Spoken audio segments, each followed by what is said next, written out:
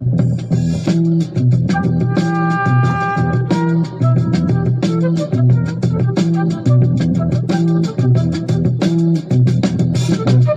will not be able to stay home, brother. You will not be able to plug in, turn on, and cop out. You will not be able to lose yourself on Skag and skip out for beer during commercials because the revolution will not be televised. The revolution will not be televised. The revolution will not be brought to you by Xerox in 4 parts without commercial interruptions. The revolution will not show you pictures of Nixon blowing a bugle and leading a charge by John Mitchell, General Abrams, and Spyro Agnew to eat hog balls confiscated from a Harlem sanctuary. The revolution will not be televised. The revolution will not be brought to you by the Schaefer Award Theater and will not star Natalie Woods and Steve McQueen or Bullwinkle and Julia. The revolution will not give your mouth sex appeal. The revolution will not get rid of the nubs. The revolution will not make you look 5 pounds thinner because the revolution will not be televised, brother. There will be no pictures of you and Willie Mae pushing that shopping cart down the block on the dead run or trying to slide that color TV into a stolen ambulance. NBC will not be able to predict the winner at 8:32 on report from 29 districts. The revolution will not be televised. There will be no pictures of pigs shooting down brothers on the instant replay. There will be no pictures of pigs shooting down brothers on the instant replay. There will be no pictures of Whitney Young being run out of Harlem on a rail with a brand new process. There will be no slow motion or still life of Roy Wilkins strolling through Watts in a red, black, and green liberation jumpsuit that he has been saving for just the proper occasion. Green Acres, Beverly Hillbillies, and Hooterville Junction will no longer be so damn relevant, and women will not care if Dick finally got down with Jane on Search for Tomorrow, because black people will be in the street looking for a brighter day. The revolution will not be televised. There will be no highlights on the 11 o'clock news and no pictures of Harry armed women liberationists and Jackie Onassis blowing her nose. The theme song will not be written by Jim Webb or Francis Scott Key, nor sung by Glenn Campbell, Tom Jones, Johnny Cash, Engelbert Humperdinck, or The Rare Earth. The revolution will not be televised. The revolution will not be right back after a message about a white tornado, white lightning, or white people. You will not have to worry about a dove in your bedroom, the tiger in your tank, or the giant in your toilet bowl. The revolution will not go better with Coke. The revolution will not fight germs that may cause bad breath. The revolution will put you in the driver's seat. The revolution will not be televised, will not be televised, will not be televised, will not be televised. The revolution will be no rerun, brothers. The revolution will be live.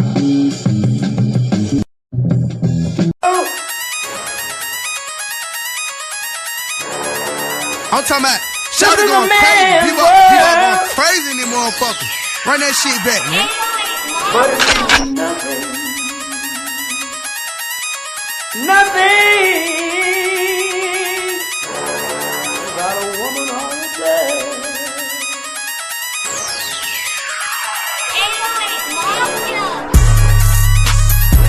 Man made the car.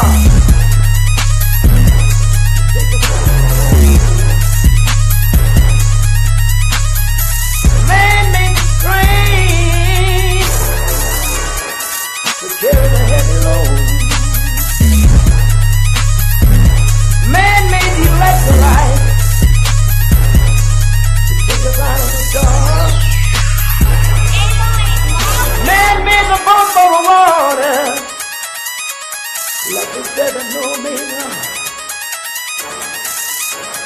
Man thinks about a little bit of baby girl and a baby boy. Make them happy because man makes them joy. But after man make everything we can, do you know that man makes money?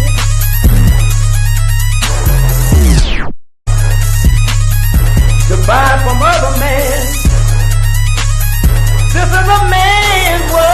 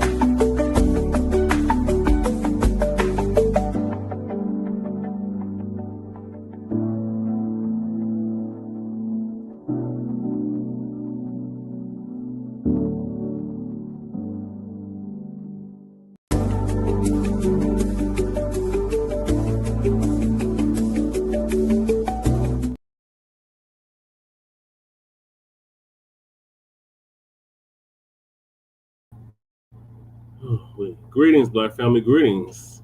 And thank y'all for tuning into another episode of Shabaka's Black Experience Enhanced. Grand Rising with Shabaka and the Chase. Grand Rising, Black family, Grand Rising. We are back with a brand new episode of Grand Rising with Shabaka and the Chase in conjunction with the Front Line Blacc News. This is season 10 of Shabaka's Black Experience Enhanced, episode 54. And I'm your host, Che and Kruma. We're joined with our other host, Lady Che, and hopefully we'll be joining here shortly with Shabaka once he wakes up. And on this season 10, episode 44 of Grand Rising with Shabaka and the Chase, we'll be discussing several topics. The first topic is Jimmy Kimmel back on the air. Is this a threat? Was this a threat to democracy? First of all, this ain't a damn democracy. This is a constitutional republic. Actually, the first topic is the psychic benefits of white supremacy. Then was Jimmy Kimmel's suspension the end of democracy? Google admits censorship under Biden. Surprise, surprise, surprise. We've been saying that for the past 5 years. Young Sista cooked Charlie Kirk at his own event. This is why we never debate. This is why he never debated seasoned vets. MAGA exposed their anti-Black racism while at Tennessee State University. We don't want to talk to MAGA. And if we have time, Tennessee racists want all white town. Oklahoma schools go full stupid. We are based out of East Denver, North Aurora, Colorado. We get the news from a frontline and Black first perspective. We are part of the new Blacc Media and are also the signal boosters of the new Blacc Media. We have been around, Frontline Blacc News has been around for 5 seasons now. Shabaka's Black Experience Enhanced has been around for almost 10 seasons. 10 seasons now since 2016. Shabaka's Black Experience Enhanced is based off the 50th anniversary of the founding of the original Black Panther Party for Self-Defense, of which I am a cub of. My father was the founder of the Denver chapter here in Denver, Colorado. So yeah, we've been around for a minute. So please join us on StreamYard, YouTube, Frontline Blacc News. The links to all of our channels are in the description, including Lady Chase, The Revolutionary Agenda, our brother out of California, our Lope, Jay Militant, was cracking TV with Jay Militant. Then we got our cool who does our intro track. His link is also in the description. The Church of Black Powers link is also in the description. Our brother out of Watts, California, who's now in Houston, Texas. Also, we have the petition for reparations in the petition link for reparations in the description. The GoFundMe for the brother that got suspended from the Texas University for mocking the death of Charlie Kirk. And to date, that GoFundMe has raised over $30,000. Also support the GoFundMe that Lady Che has set up. And copyright disclaimer under Section 107 of the Copyright Act of 1976. Allowances made for fair use. For purposes such as criticism, comment, news reporting, teaching, scholarship, education, and research. And I do not own the rights to the music. And for the umpteenth time, because I'm about sick of people saying this shit, oh, racism is for everybody. Yeah, anybody can be racist. No. If you don't understand racism, white supremacy, what it is and how it works, everything else you think you understand will only confuse you. And that's by the great Nelly Flora Jr. RIP to him. He transitioned this past February. ProduceJustice.com. When you, a Black person, are captured by any race soldier, you must never fuss, fight, or flee. Comply and defend yourself in court. Also by the great Nelly Flora Jr., ProduceJustice.com. And last but certainly not least, racism, white supremacy is conscious and subconscious behavior to maintain white genetic survival.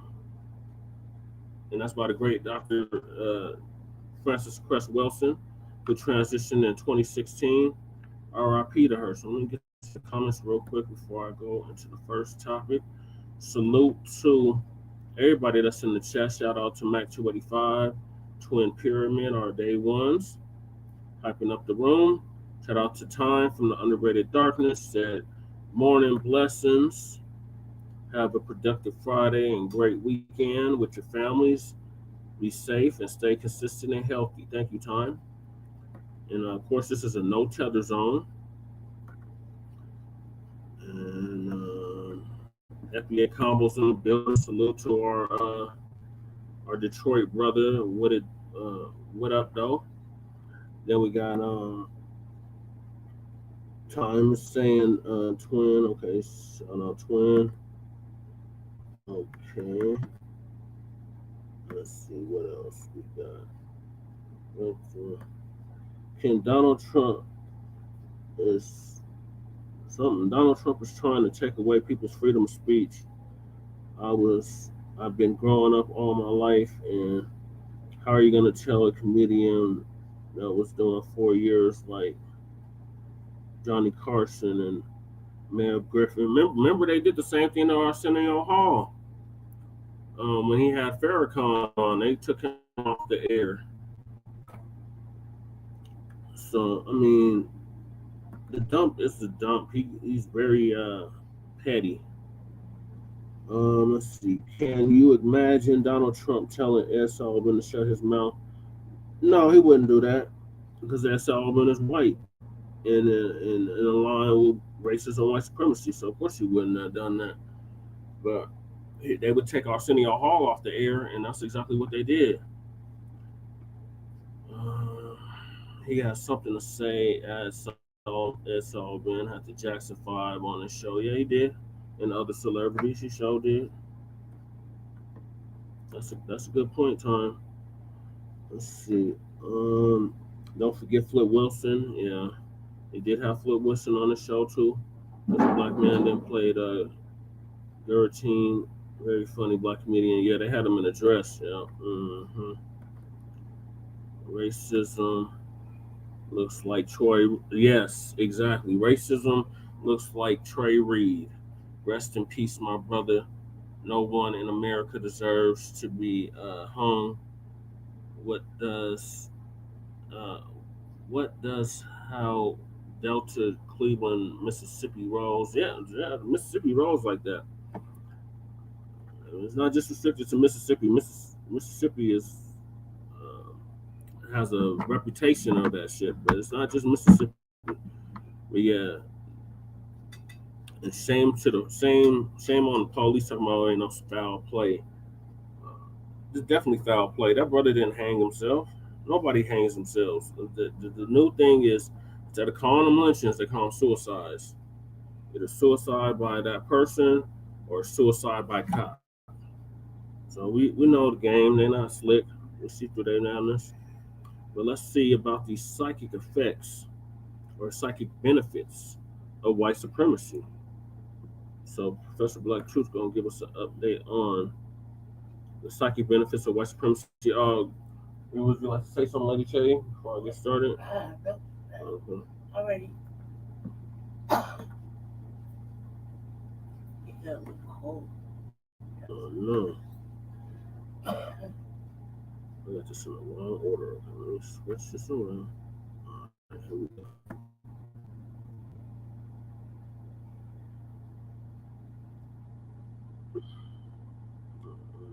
Just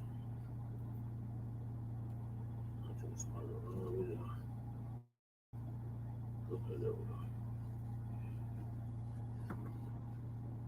Shout out to Professor Blacc Truth. This is the moment of truth. And everything he said. One of the things that a number of these leftists have figured out in the last couple of weeks, especially after the whole Charlie Kirk killing thing and the Democrats completely and thoroughly compliant response to it,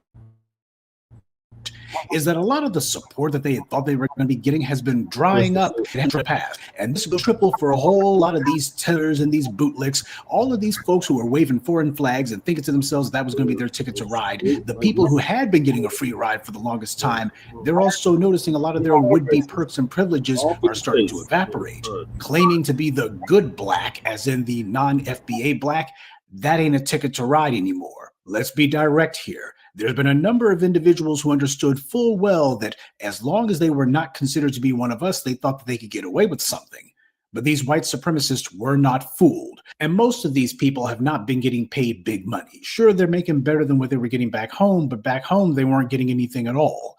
So the core question then is, why would anyone go along with a system like that that really isn't offering that much? We've underestimated that in addition to its other forms of mental enslavement, one of the prime things that white supremacy did was to successfully brand itself as basically being the only road to importance. Social status matters to people far more than economic status, believe it or not. How are you seen and looked at in the eyes of other people? To a lot of folks, that carries a lot more weight than what's in their bank account. That's the prime reason why you got so many of these black athletes and entertainers and such acting like a bunch of $40 million slaves. They should have financial independence and security, and yet they show themselves to be slavishly dependent on the approval of white society. Now, what does that tell you? The psychic benefits of white supremacy matter a lot more than the tangible benefits for a lot of people. That's the invisible hold that it's got on them. No ruling elite can rule for long without the use of operatives, auxiliaries, and buffer groups. The elite can't do all the dirt themselves, mainly because they don't have the numbers to do it with. What they have to do is to get other people to get out front and be their crash dummies for them and do their dirty work. That's where psychic benefits come in. When Europe was in the Dark Ages, it degenerated further than it already began into feudalism, and they never actually came out of it. Now, feudalism was what gave rise to the so-called kings of Europe, who themselves were actually just tribal savages who had learned from the Romans how to build stone forts, because that's the only real difference between the so-called kings in Europe and the rest of the pagans who were living out in the woods painting themselves blue. Now, as kings, quote unquote, they were simply too weak or too old, or in many cases just too diseased to call themselves laying down the law themselves. That part about disease is important because although you won't see it in the period pieces that the white media puts in their TV shows and movies, these royal families often had all kinds of diseases and STDs, and because they were all committing habitual nonstop incest, they all had some kinds of genetic defects and genetic aberrations. This is why so many of their kings were so predisposed to unbelievable violence and immorality. Those Neanderthal genes certainly didn't help, and they also had so many kings who were insane.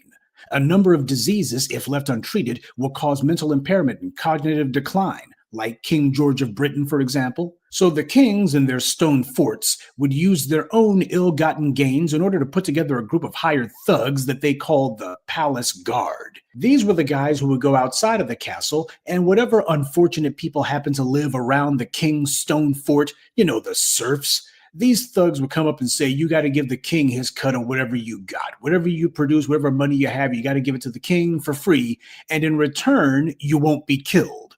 That's what the actual benefit was for them. You just won't die. Within time, as the Moors from Africa brought civilization to Europe, at least the teachings, which clearly didn't stick, the Europeans emerged from the Dark Ages, and they began to invade everywhere else. The warlords in Europe had no real resources of their own, and they also had hordes of their own impoverished peasants who didn't have much of anything either.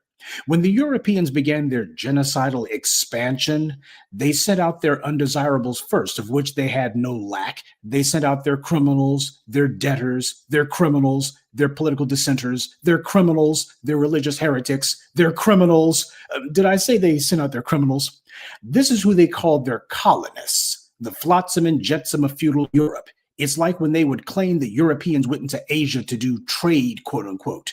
The Europeans had no agriculture, no industry, no skilled craftsmen, no food, no resources, no skills. They had absolutely nothing to trade with Asia. That's the reason why whenever they talk about people like Marco Polo, all they're able to talk about is what Marco Polo brought from Asia. They never talk about what he took to Asia because he didn't have anything to take.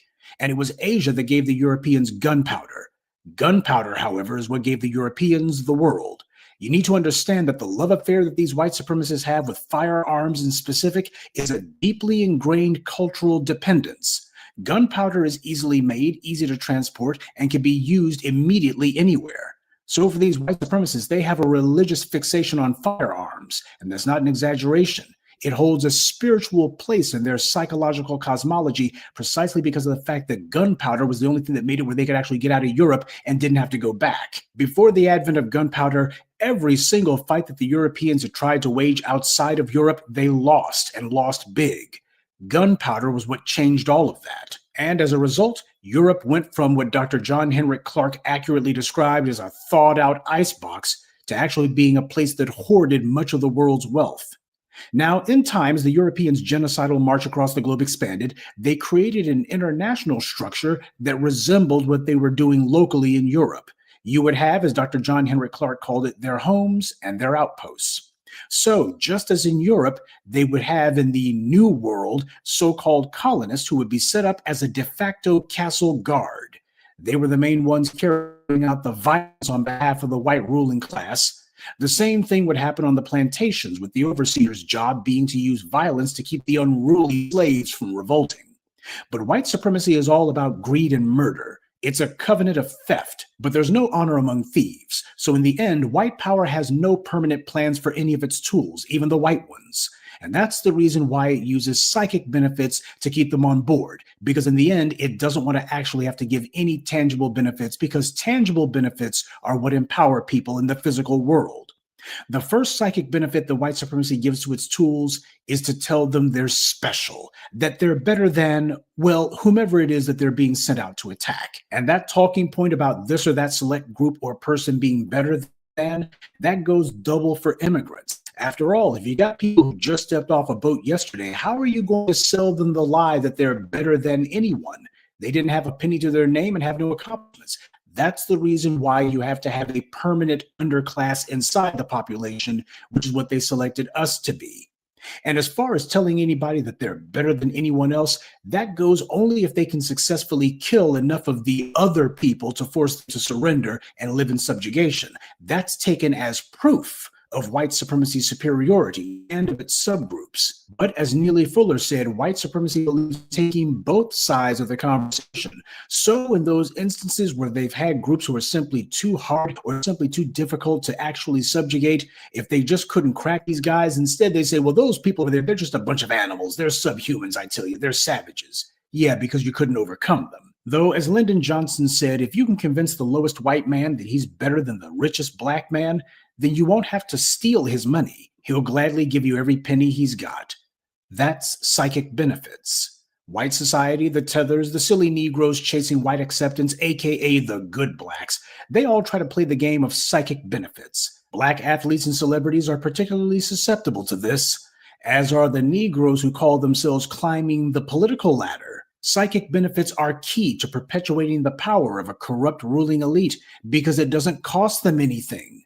And if the rulers find that people can be bought off with psychological masturbation and you can substitute that for the material benefits that you used to have to give them, then why would you go back to giving them tangible benefits? Why pay for the cow when you can keep milking that heifer for free? But understand something.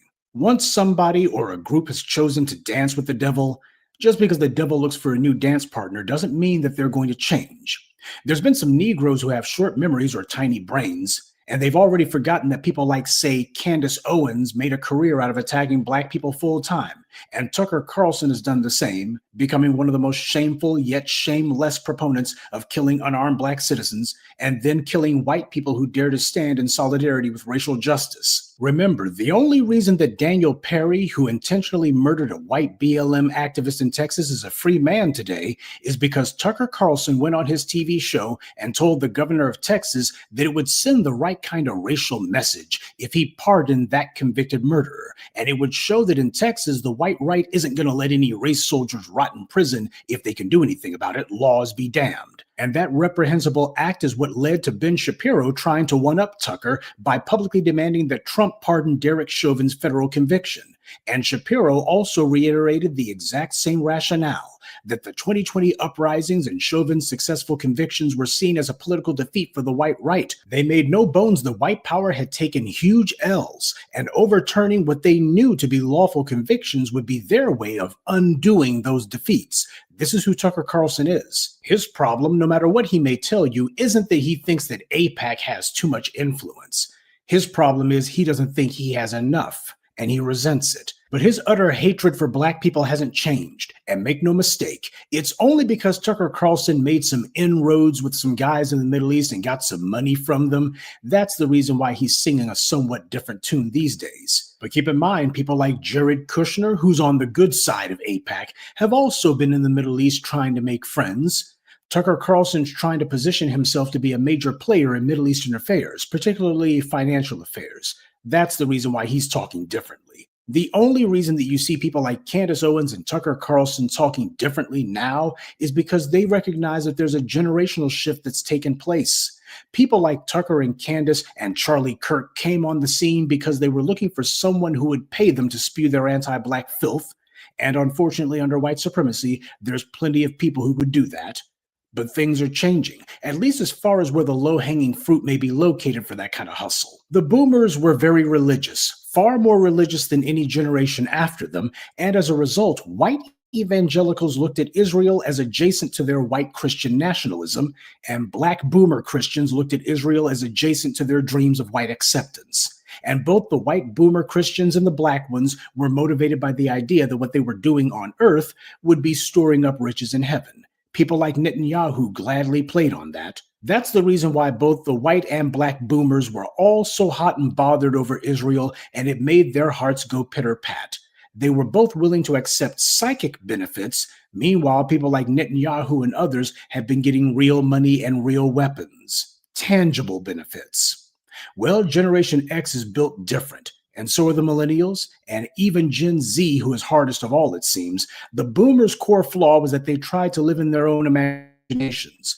They were the single most aspirational generation who's ever lived. So they were only too happy to be living vicariously through singers, athletes, entertainers, or whatever famous black first had been elected to this or that office. Well, famous black first has nothing to do with being black first. For practically all of living memory, it's been one way when it comes to these kind of dynamics. And while there will always be some people with big money who are willing to spend it for Israel, they won't have total control. Their threats to get people knocked off the air will become weaker and weaker, as will their ability to control who gets funds and who doesn't. With the international community making noise about Gaza, that makes it where the typical AIPAC-backed entities over there aren't as welcome as they had been just a few years ago. So you have people like Tucker Carlson who see these changes and recognize that there's some money that they could get for themselves if they work things the right way. That's the game that's going on here.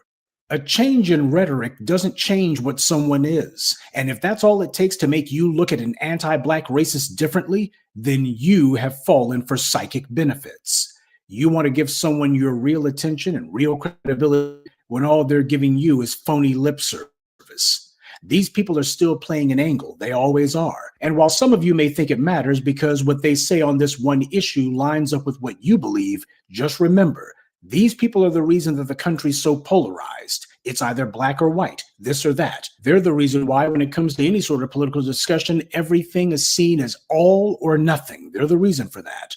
So it's not like they can change their stance just a little bit. It's got to be either arm Israel to the teeth or defund Zionism entirely. Charlie Kirk tried to tiptoe away, and his Israeli backers let him know that anything less than 100% slavish devotion would be seen as 100% betrayal. They didn't give him all that money because they liked him. They did it because he was a convenient tool, an empty vessel who they thought was dependable. And the moment he proved even marginally defective, they showed that they were fully willing to cut him off and find someone more reliable. This is the reason why it's so important that we remain on our square. What we do actually has effects far outside of our community, mainly because we're the ones who everybody's standing on the shoulders of. And that being the case, when we decide that we're going to start agitating and we're going to start causing a fuss, that's going to shake everything above us. but we cannot and will not tolerate being on the bottom. That's the entire reason why we're doing what we're doing. And yes, you're going to have a whole lot of people who have been eating good off of the old order, off of the way that things were. And these people are going to be finding out all those benefits they thought that they had, what few crumbs they thought they were not going to be more. And what they're also going to find is the pat on the head, that's going to be disappearing too. And these same individuals are going to suddenly realize, gee, there seems to be a lot of racism on the so-called left, just as we've always recognized on the so-called right. And they'll blame systemic racism, and they'll also blame troublemakers like us in the Black grassroots, but the reality is the people they should be blaming are themselves. For centuries now, there's been tons of people who have been trying to find a comfortable place under white supremacy, and the reality is, at least for a while, white supremacy could create the illusion that it did have such a place for them.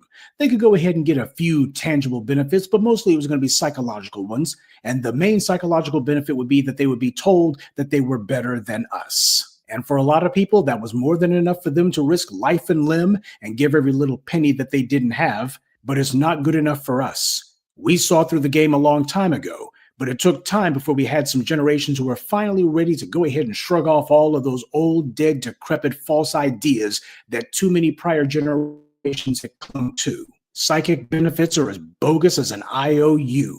We're not settling for psychic anything.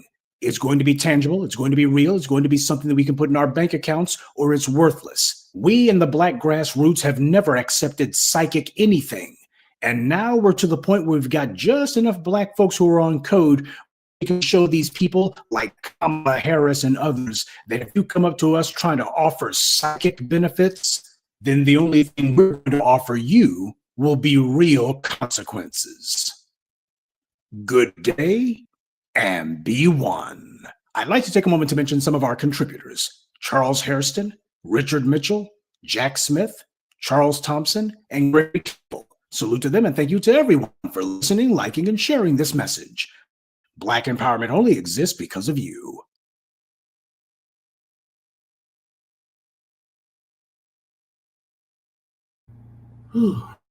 Thank you, Professor Black Truth, for that commentary. Yeah, man, we are definitely at war, and you need to pick a side. What side are you on? Are you going to be on the side of the oppressor, or are you going to be on the side of fighting against the oppressor? We have chosen to be on the side of fighting against the oppressive system of racism and white supremacy, which controls all 9 areas of human activity, which is economics, education, entertainment, labor, law, politics, sex, war, and religion. Some say health and nutrition. So it masks itself in all of those 9 areas. So when people be like, oh, I'm a Christian, I'm not racist. No, you can be racist and still be a Christian. Just like you can be Muslim and still be racist. It's like you can still be a Judas or Judeo, whatever Christian, but you can still be a racist. So we're not gonna. We know more passes are given. Like, if you're gonna be an ally, if you're non-Black, and you claim to be an ally of our people or to our people, then you need to be actively working right alongside with us to replace this evil system of racism and white supremacy with a system of justice, which guarantees that nobody's mistreated by the color of their skin, and those who need the most constructive help get it in a constructive manner. So that's what we get. So there's no psychic benefits. There's no benefit to being a part of white supremacy. White supremacy always breaks its tools. So sitting up here trying to coddle white supremacists and stick up for them is not helping people's case when they say they're not racist. Their actions, not speech and action, dictates if you're a racist or not. Not just because you didn't call somebody the N-word or something like that, or you purposely mistreated somebody by the color of their race. There's people that swear up and down they're not racist, but they say the most racist shit, and then when they get called on it, they want to get defensive and deflect to something else. No, we're not doing that no more. We're calling a spade a spade. If it looks like a duck, if it quacks like a duck, if it walks like a duck, it's a goddamn duck. And we're not going to be gaslit into thinking otherwise. So that's what I have to say on that. Lady Che, oh, she's knocked out. Okay, what are your thoughts on what the good professor just laid out for us? Did you hear it? What are your thoughts? Not to turn the oxygen off. I can hear you. Can't hear you because the oxygen's on, dude. I'm gonna turn it off briefly. Because I can't hear you. Go ahead. I can't breathe. Hold on, baby. Just say what you gotta say and then I'll turn it back on. Well, all I have to say is this. It's 2025 now. You can't work in this race and white supremacy. You just have in front of you, then there's nothing wrong with you. And it's so clear. You know? So, you can't be like, you gotta downread. You see the lines, you get away with that. Like, there's no passes given. And racist, that they're doing it blatantly, out front, in front of everybody. So you should be able to tell right away what's happening. Right. That's all. Okay, thank you, Lady Che. So moving along, so Shabaka still has not joined us. Was Jimmy Kimmel's suspension the end of democracy? Well, first of all, this is not a damn democracy. It's never been a democracy. They have this idea, this illusion of a democracy or a goal toward working toward democracy, but this is not a democracy. This is a constitutional republic.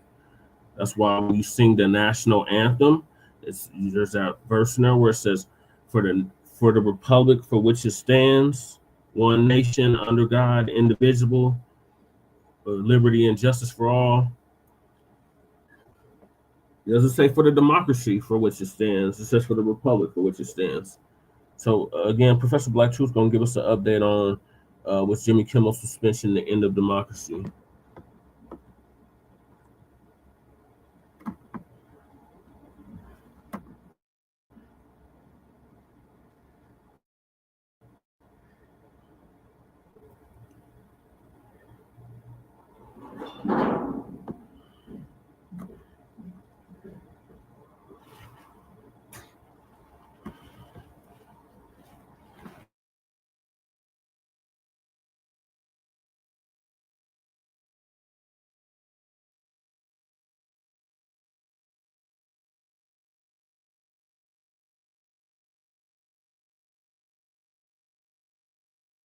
Family and fellow soldiers, I'm the Professor, and this is the Moment of Truth.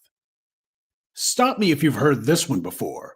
A late-night comedian has his show, it's doing very well in the ratings, and then he does something that gets on the wrong side of the powers that be, and they decide to have him axed as a result. No, I'm not talking about Jimmy Kimmel, I'm talking about Arsenio Hall. Because those of you old enough to remember, Arsenio Hall had his show back in the day, and he was the biggest thing in nighttime television. He was the king of late night television. He brought a whole bunch of aspects to his show that basically the rest of his white counterparts simply couldn't match. But all it took was him bringing on Louis Farrakhan for one show, and his career was wrecked by a gang of anti-Black racists in the white media. That's tragically why his attempted comeback was doomed to fail from the very beginning, no matter how well he did in the ratings. The white media took wrecking his career as a trophy on their wall. That was a big win for them.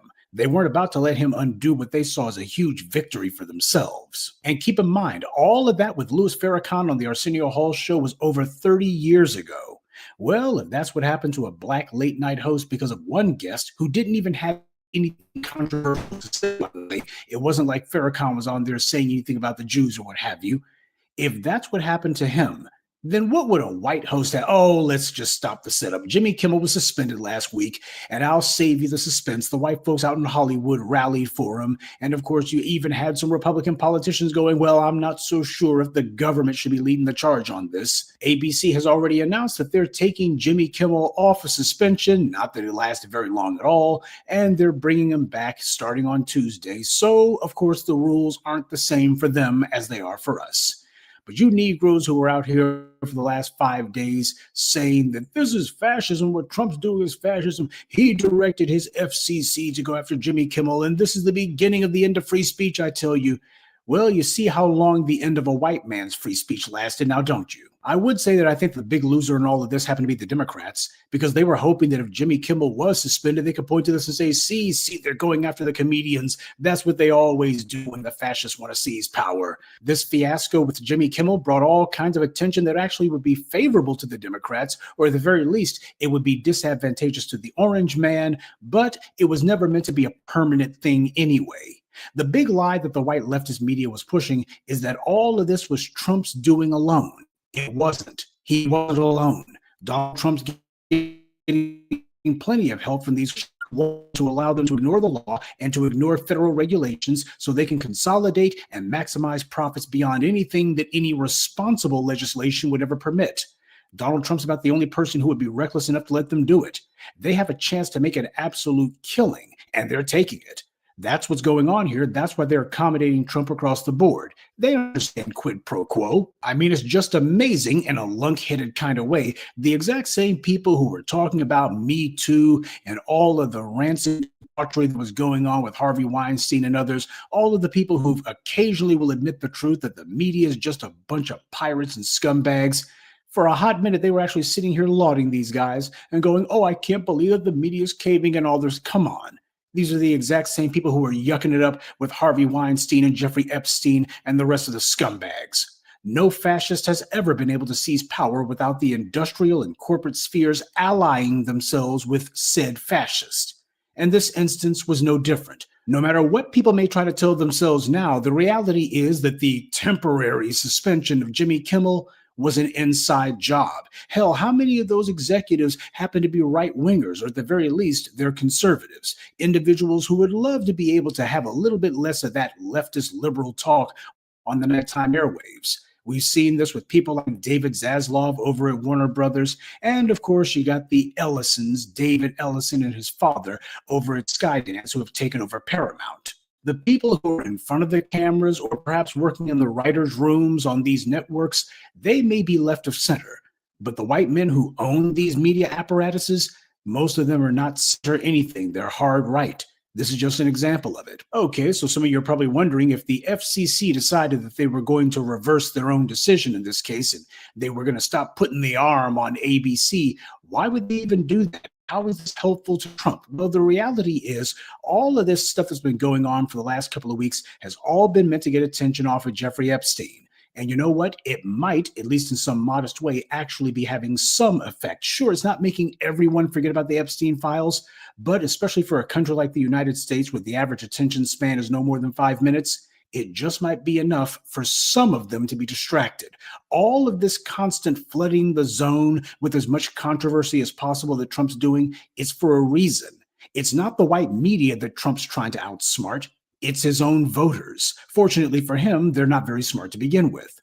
Fooling people becomes far easier when they want to be fooled. So for those of you who thought that your favorite late night comedian being suspended was the end of democracy, you can go ahead and rest easy, or chuckle easy, I should say. Jimmy Kimmel was only off the air for 3 little old nights. So I guess this means that democracy is alive and well in America again, right? There's a lot of people celebrating as if that's what actually happened. It's beyond pathetic the Negroes who probably thought themselves so smart and sounding so profound by trying to defend Jimmy Kimmel of all people. Keep in mind, this is the same Jimmy Kimmel who was running around in blackface for one of his quote-unquote comedy skits about the NBA. This is not somebody we should care about one way or the other. But then again, I don't watch much TV to begin with, admittedly. But why do you have silly Negroes like Whoopi Goldberg and that other woman on The View sounding dumb as hell talking about our democracy? What the hell is wrong with them? America has never had democracy for a single instant in its entire existence. All this country has ever had is anti-Black racism and white fiat. Full stop. There has never been democracy. This is an ethnocracy, and we know who's at the top of that particular pyramid scheme. And if this country ever did have anything even approaching democracy, it certainly wouldn't have it for us. That's the central problem that doesn't go away regardless of whether Jimmy Kimmel is on the air tonight or not. But for those those of you who are still trembling in your boots as you sit there in front of the idiot box, wondering if the orange man is going to cancel your next favorite TV personality, consider this. The Democrats are not coming to the rescue. They're not telling anyone what they're going to be doing about all of this. Hell, Trump could go ahead and cancel The View or whomever tomorrow. Democrats would simply sit there and go, we're going to write a sternly worded letter. They didn't do anything for the academics who have felt the orange man's wrath or the governmental bureaucrats who were summarily dismissed. Democrats say that they want to be put back in power, but they literally can't tell anyone why. The Democrats have gone straight from pretending to object to Charlie Kirk's racist rantings to falling all over themselves to vote to honor that same racist. By the way, I'm sure you've noticed that ever since Democrats did that, none of the shills and sock puppets who normally infest my comment sections are there now. Normally, they slither out of hiding and whine about how you don't never say nothing good about the Democrats. But these same clowns are silent today because they can't say anything good about the Democrats. Both of the major parties play off of each other. They use each other so that they don't have to actually do anything for their respective constituencies. Republicans tell their racist, rude voters that they have to vote for the GOP because black people. Ron DeSantis and Chris Rufo ran that little hustle down in Florida, and the same clowns down in the swamps who thought to themselves that they were so clever and that they were going to be sticking it to black people. Now a lot of those exact same people, they're not laughing today. Instead, a lot of them are having to leave the state of Florida because DeSantis has screwed the place up so much. As long as certain people hate black folks more than they love themselves, they'll always be easy prey for that particular scam.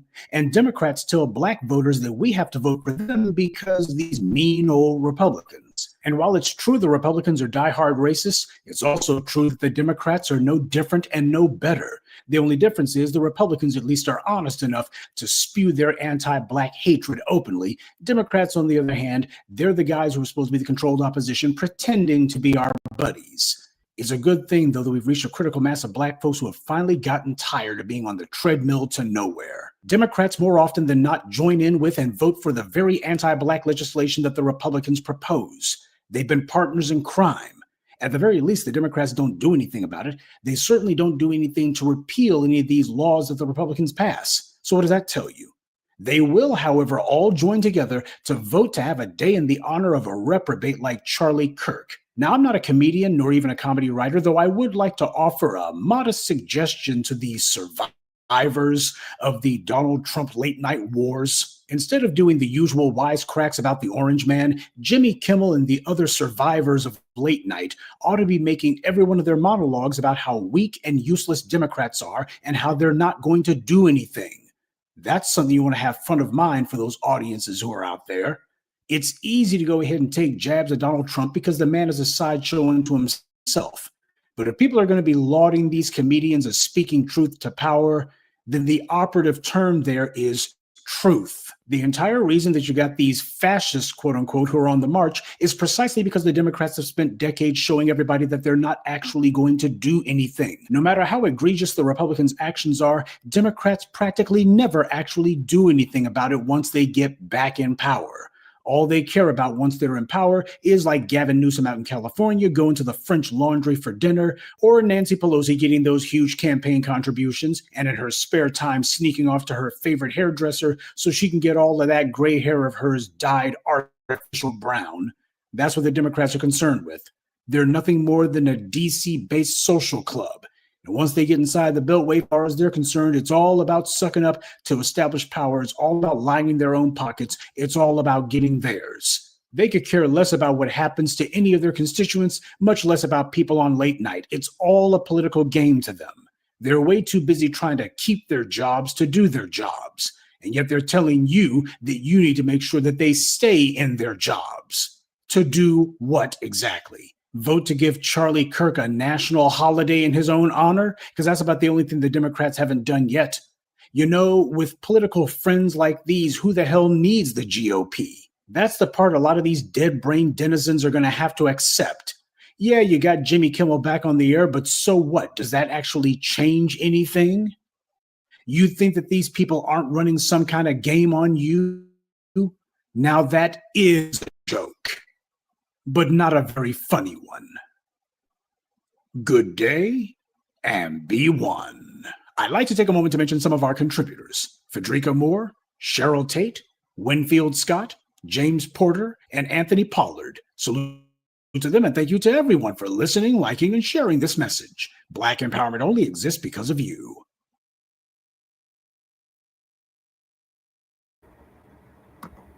That's right, Professor Black. True. Couldn't have said it better myself. Both of these parties don't mean that black people no good. They're both two sides of the same wicked pigeon bird of racism and white supremacy. And they both need to fall. We've been saying since our inception of this show, Front Line Blacc News and Shabaka's Black Experience Enhanced, both parties need to collapse. Neither one of them mean us no good. So why should we even sit up here voting for either one of them? They've made it both clear that they're all on team racism and white supremacy. And the Democrats, they have no leg to stand on whatsoever, especially with them voting in favor of that racist white supremacists getting a Remembrance Day on the same day, ironically, of George Floyd's birthday. They couldn't do nothing for George Floyd. They couldn't do nothing for his family. They couldn't do nothing for the policing act that they kept promoting, talking about, oh, we're going to pass a George Floyd policing act. Yeah, that never happened. Kamala, Make 'em Holler, was sitting up there talking about Tyree Nichols' funeral. Oh, I'm going to make Joe Biden and Sleepy Jim Crow Biden and Congress sign the George Floyd Policing Act into law. That never happened. So why should we even vote for you Democrats? The Democrats is on the same side as the Republicans. So we have no love, no respect for none of you. This is why we've been independent. I've been an independent for over 10 years, and I'm going to remain that way. And I'm going to hold my vote until something tangible is offered to, specifically, foundational Black Americans. If nothing is offered, such as reparations, then I'm not voting, period. It's tangibles 2025 all the way to 2100. They thought we was playing. They thought, oh, we wasn't going to be consistent, that we was just going to let up. Like, no. We're still on our damn tangibles, like Twin said, tangibles 2025 to 2100. So if the Republicans ain't offering us nothing, they're not getting our vote. If the Democrats ain't offering us nothing, they're not getting our vote. If the Independents ain't offering us nothing, the Green Party, Working Families Party, my party, the Unity Party, Freedom Party, any of these parties, if they're not offering us nothing specifically, then they're not getting our vote. It's just as plain and simple as that. And I got tired of complaining about the shit, so I decided to throw my hat in the ring. I ran for city council at large in my city of Denver. I ran for mayor of my city, and I ran for House District in the state of Colorado for House District 8, which is the district that I lived in. So, and I had tangibles on the table. Nobody wanted to hear it. The black people out here, they was not trying to hear it because they still on that Democrat vote blue no matter who nonsense. Oh, we'll vote for you if you have a D by your name. But if you're not down with the Democratic Party, then we're not going to vote for you. The Democratic Party is not down for us. They use us for our numerical value, and then they abandon us in our time of need. Just like the great Dr. Francis Cress Wilson, Dr. Claude Anderson said. So we're on to the malign neglect. We see through the tricks. We see through the games, and we're not going for it no more. And more of us is waking up each and every day, Democrats. And just because we don't support the Democrats, don't mean that we support the Republicans. Republicans ain't offering us nothing either. So they're not getting our vote. That's it. The Independents ain't offering us nothing. They're not getting our vote. Green Party damn sure ain't offering us nothing. They'll put reparations on their platform. But then when you get down to it, they're not even in support of reparations. They don't even have a dollar amount listed for what they believe we're owed. So no. And they're not coming with tangible policy, specifically lineage-based policy, reparations, anti-Black hate crime bill, land grants, tangible policy specifically for us. Then we're not going to waste our time with it. We just going to vote the couch like FBA Combo said. And I think the Democrats going to have to lose about another 2 election cycles before they get it through their thick donkey skulls that their base, which is Black Americans, is not going for it. I know that's right, FBA Combo. FBA Combo said, I refuse to dynasty swap with the African diaspora. Well, they made it clear they don't want to work with us. They want to do like how the Democrats do, use us for our numerical value and abandon us in our time of need. And that's right, Twin. Cut the goddamn check. And that amount is in the hundreds of trillions of dollars starting at. So any of these motherfuckers put reparations on their website or on their platform, if they're not talking trillions for reparations, and they're not serious about reparations for foundational Black Americans, descendants of American child slavery freedmen. Dude asked me to sign a petition. I asked, what about reparations for FBA only? I know that's right. And we have to do that. They're not offering us nothing. They don't have no petition that's specifically for us. Don't waste your time signing it. Don't waste your time advocating for it. Don't waste your time knocking doors for it. None of that. We've been there, done all that. The Mayo just babbled. But it was cool that the Mayo tried to answer. Yeah, they try to answer. But they just usually would tell us what we want to hear, what they think that we want to hear. But they're not serious about it. What are your thoughts, Lady Che? Lady Che? Oh, Lady Che is knocked out. I'm not. Oh, well, your breathing like you're knocked out. What are your thoughts? I'm trying to catch my breath. Oh, I'm sorry. It's because it's hard to hear you with the machine on. Go ahead. Jesus,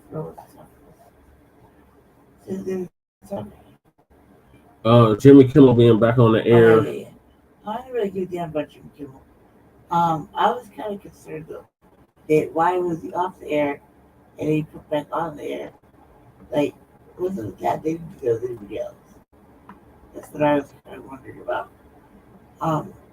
Because he made a joke. I know why he made the joke, like in that part. So, but nobody else got put back on. Nobody else got taken off, you mean? Yes, there we go. Another comedian got taken off like 2 weeks before that. Yet to be returned. Who? Steve Colbert? Yeah. Yeah. How does because the dump is petty. If you speak against the dump, he gonna take you off the air. If you speak against his minion like Charlie Kirk, he gonna take you off the air. He's one of those. Well, remember he had that lawsuit with ABC from last year during the election cycle. So he basically was strong arming them like, hey, do we have to revisit this lawsuit again? And that's how he was able to get Kimmel off the air briefly.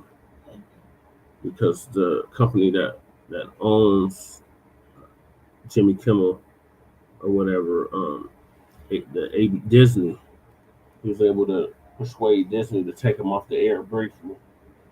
Racist ass Disney.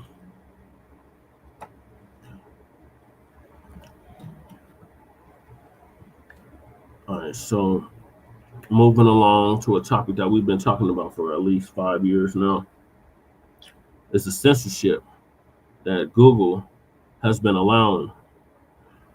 So under the scandemic, pandemic, they were really censoring us. Anybody that spoke against the jabby jab was getting censored, kicked off of YouTube and other platforms.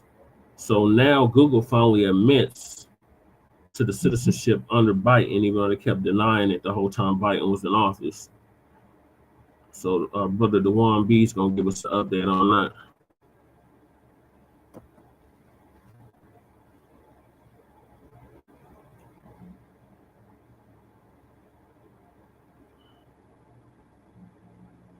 Shout out to Dewan B. If y'all haven't checked his channel out, y'all definitely should. That brother is a wealth of knowledge. Google admits to censorship during the COVID-19 pandemic. Us content creators, we were telling everybody that they were banned, they were shadow banning people, We saw people getting killed or saying things contrary to what the Massa Biden wanted us to say. Mm-hmm. And now we're seeing that they're admitting it. Now it makes sense as to why you see the Trump administration going so hard again at the left. This is all a political football that they're kicking to all censor us and to keep us all as citizens in check and quiet. Yep. So look at this. We have oversight chairman of Ohio, Jim Jordan, says that Google admits censorship under Biden and promises to end bans of YouTube accounts of thousands of Americans censored for political speech.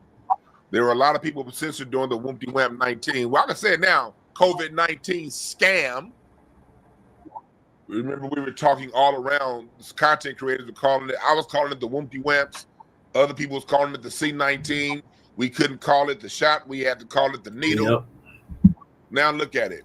They took down. It says here that thanks to the oversight chairman, Jim Jordan of Ohio, Google commits to offer all creators previously kicked off YouTube due to political speech violations on topics such as COVID-19 and elections an opportunity to return to the platform. So we see here, not only was the Biden administration censoring C-19 speech, it was also censoring people with particular electoral policies and points of views. It said Google also admitted the following to the House Judiciary Committee. The Biden administration pressured Google to censor Americans and remove content that did not violate YouTube's policies. The censorship is unacceptable and wrong. Public debate should never come at the expense of relying authorities. The company will never use third-party fact checkers. Europe's censorship laws target American companies and threaten American free speech, including the removal of lawful content. So here they're already talking about how it was European-style censorship laws. And you know, in Europe, they really do censor them like a motherfucker. So we're just getting that dirty-ass European censorship over here in America. It's the reason we had the Revolutionary War, Jack, because this is America. We don't take that European shit. We got to talk over here. Right. First Amendment like a mother. This is an email to Jim Jordan. Let's go ahead and read. It's talking about what's going on in here. It says, the statement of facts is submitted on behalf of our client, Alphabet Incorporated, and its subsidiary, YouTube, collectively Alphabet or the company, in response to subpoenas issued to the White House Committee on the Judiciary Committee on February 15th, 2023 and March 6th, 2025. Throughout the committee's investigation, Alphabet provided responsive information to the committee to fulfill its oversight responsibilities, producing internal records and providing extensive testimony, including more than 40 sets of responsive documents and the voluntary participation of 20 executives in transcribed interviews. And they went so far as interviews. Alphabet is a collection of businesses, the largest of which is Google. Alphabet's mission is to organize the world and make it universally accessible and useful. I don't believe that about Alphabet is committed to build helpful products for everything and the country they need to increase their knowledge. This is the bullshit where they're over here huffing and puffing and fluffing and puffing. And it's talking about here how the committee in its investigation, the company appreciates the accountability of the House Judiciary Committee led by Jim Jordan and its critical role in advancing the core of American value of freedom of speech. The company has a commitment to freedom of expression. This commitment is unwavering and will not bend to political pressure. You already did. But anyway, transparency regarding government interactions with private platforms is essential for fostering public trust and upholding principles free expression. The committee's investigation brought to light new information and enhance public understanding and respect. See, free speech isn't something that you get. You got to constantly fight for it. You don't. People always come into America and say, "Oh, look at what Americans get this, Americans get that." No, Americans are constantly fighting for it. There's never a time that Americans just allow the government to do things without fighting back. This particular congressman did this because his constituents pressured him to. And we as citizens are always, as American citizens, it's our job and our duty to push back when it's free speech. You know what I mean? We see what's going on right now with Jimmy Kimmel. And Jimmy Kimmel getting put back on TV, but Sinclair Group, the people who control the distribution of 20% of ABC's affiliates, are saying they're not going to play Jimmy Kimmel still. So we're going to watch how that turns out. It says the Biden administration and Alphabet. The COVID-19 pandemic was an unprecedented time in which online platforms had to reach decisions about how to best balance freedom of expression with responsibility, including responsibility with respect to the moderation of user-generated content that could result in real. And we all said it, man, like we ain't hurt nobody, but they got that propaganda line to us saying, you won't get C-19 virus because if you don't take it, we won't get herd immunity. Yeah, dumbass saying that shit. They're telling us that stupid. Look at you. Look at you. Looking like a bunch of damn fools now. Senior Biden administration officials, including White House officials, conducted repeated and sustained outreach to Alphabet and pressed the company regarding certain user-generated content related to the COVID-19 pandemic that did not violate its policies. While the company continued to develop and enforce its policies independently, Biden administration officials continued to press the company to remove non-volatile user generation content. As online platforms, including Alphabet, grappled with these decisions, the administration officials, including President Biden, created a political atmosphere that sought to influence the action of platforms based on their concerns regarding misinformation.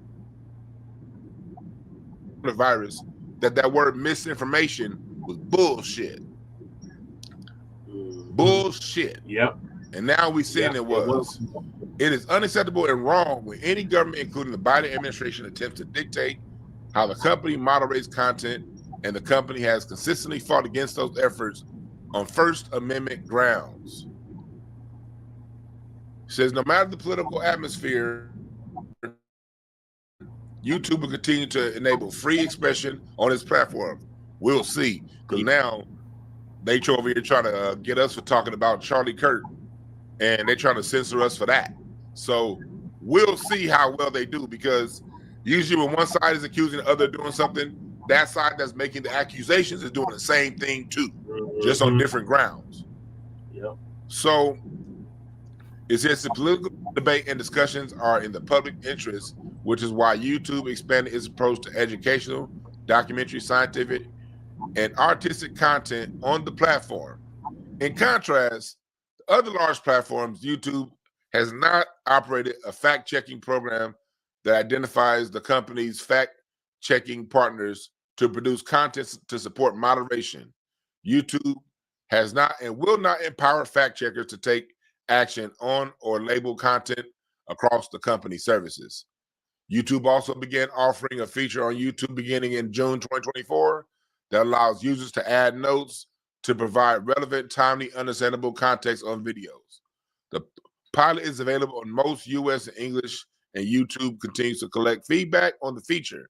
YouTube also features an extensive comment section where viewers can comment to share their views on content posted by content creators. The open market. The company terminated channels for repeatedly violating its community guidelines on elections integrity content through 2023 and COVID-19 content through 2024.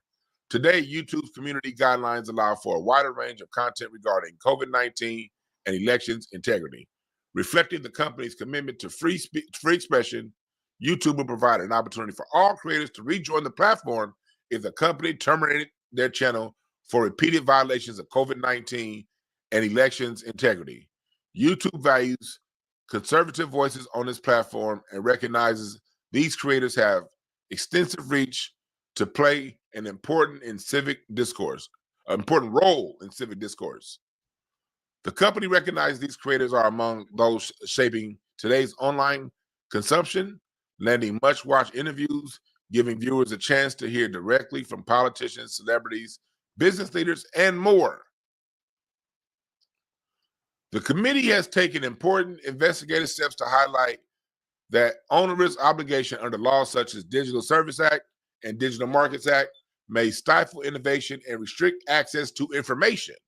These laws place disproportionate regulatory burden on American companies, and the company has long expressed its concern about the risk of the DSA may pose to freedom of expression within and outside of the European Union. Depending on how certain provisions may be enforced, DSA could be interpreted in such a way to require Alphabet and other providers of intermediary services to remove lawful content, jeopardizing the company's ability to develop and enforce global policies that support rights to free expression and access to information. The DSA may open avenues for substantive regulation of lawful speech, including through risk mitigation, the use of codes of conduct and crisis protocols, and out-of-court dispute settlement mechanisms. Alphabet remains mindful that these risks continue to be vigilant in its defense of these rights. So we see now people like Riza Islam, they were trying to call him Disinformation Dozen, and Kennedy, who's now in the White House administration, and so many people who were deleted off social media for speaking up. See, this is why we speak up as Americans. We don't just take what they give us, we fight back. That's what makes us uniquely American. And for so many people that are new to this country, because America has allowed so much immigration over the last 40 years, 50 years, you have some people who come here and say, well, Americans are lucky. You guys don't understand what it is like to live under a government. No, we don't understand what it's like because we won't take it. You got to understand that the First Amendment, the Second Amendment, these freedoms are not freedoms that are just going to be given to you by nature. No, we fought for those freedoms to be put into the Constitution in the 1700s, and we've never stopped the fight to continue these rights. The government, these corporations, they're always in the Supreme Court. They're always in Congress. They're always in the Senate, creating these local, state, and federal laws to chip away at our gun rights, chip away at our freedom of speech rights, to chip away. It's the American. It's the American that says, okay, you know what? I know what y'all trying to do, but you ain't gonna do it. We see them doing it right now with Charlie Kirk. They're trying to make it like, we're seeing all these people get fired for saying what they had to say about that thug degenerate. You know what I mean? And people who have something to say against it are being censored. Now, by the same administration that was mad that people were getting censored over the C-19 virus. Well, I can say it right now, COVID-19. Understand this. The Republicans, the Democrats, they play political football with our freedoms. Yep. And their job is to keep throwing it, to toss it to the other side and shortening the distance. Each time they punt it to the other side, the punt is a little bit shorter. Yep. Every time they punt it back, it gets a little bit shorter, because each time something got chipped away and taken away, to eventually they want to get us to the point where we have nothing. Yep. So salute to the Republicans for doing this. I'm glad they did this, Jim Jordan and everybody. Thank you. But don't get so blind to the fact that, okay, he did this, now everything's okay. No. Now when it comes to what's going on with Pam Bondi and what's going on with the Trump administration over Charlie Kirk's murder, they're trying to use that to where we can't speak out against people who are political and their situations, no matter how nasty and dirty they treated us as a people and talked about us. They're making it to where we can't say anything back, or they're trying to. They're trying to, yeah. What we need to do is to continue to fight for our freedoms, understand that our freedoms are not guaranteed. Our freedoms go as far as we're willing to let them go. And it's good to see that America has not gone all the way to sleep yet, that we're still fighting, and we're fighting and winning. Right. So make sure you pay attention to what's going on, protect your neck, protect your rights, protect your civil liberties, and continue to fight. And even if people don't agree with you, like I had no issues with Charlie Kirk saying none of what he said, because he has that right. But I got the right to clap back. Right. Big. That part. And so for those of you who like to clap back, it's okay that people say what they have to say. It's okay, let them say it. Say something back. Right. Create counter information. And then through both sides of the ideas, the free market of ideas, people can draw their own conclusions.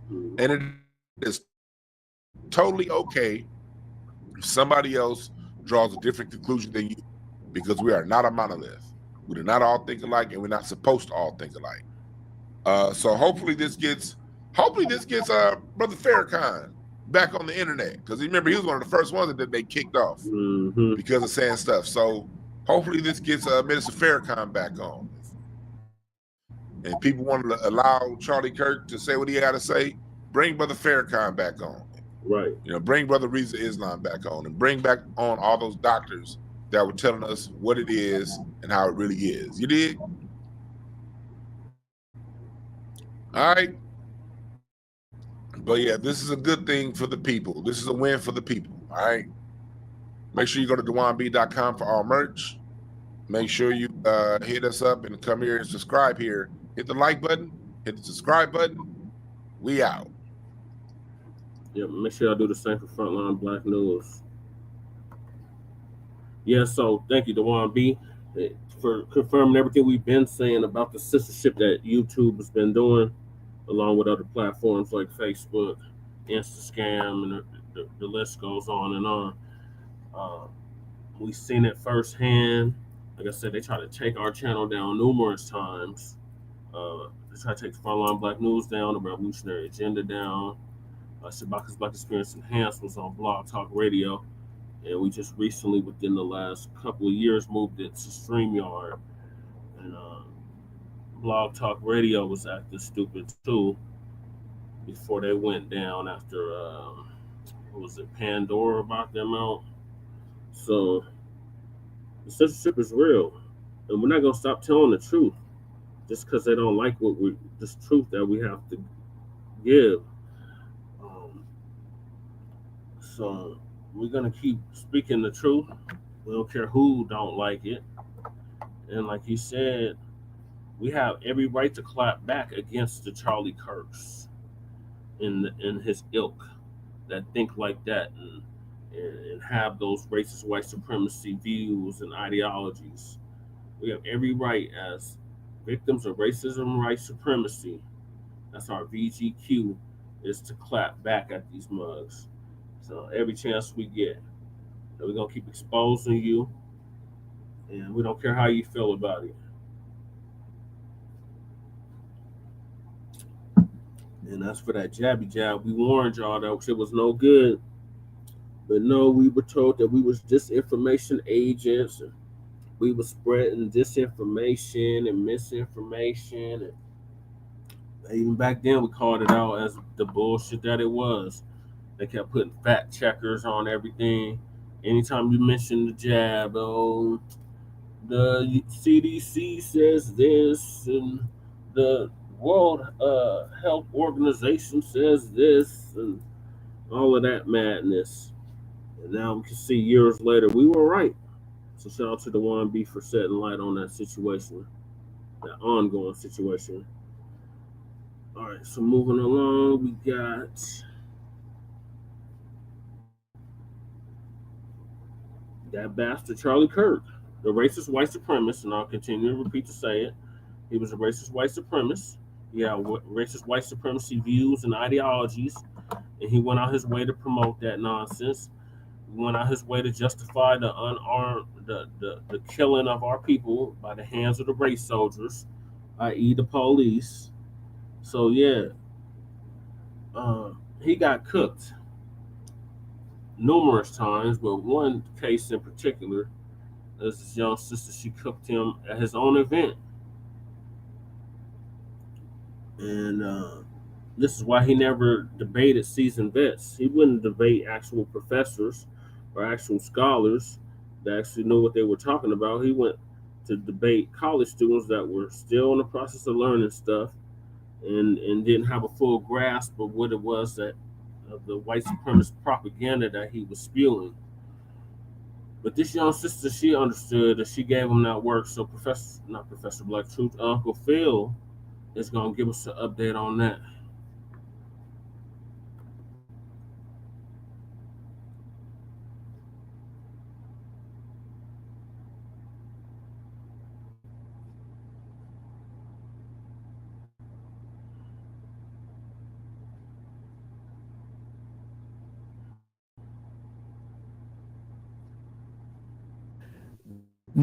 Now I understand why we never seen Charlie Kirk, MAGA's new messiah.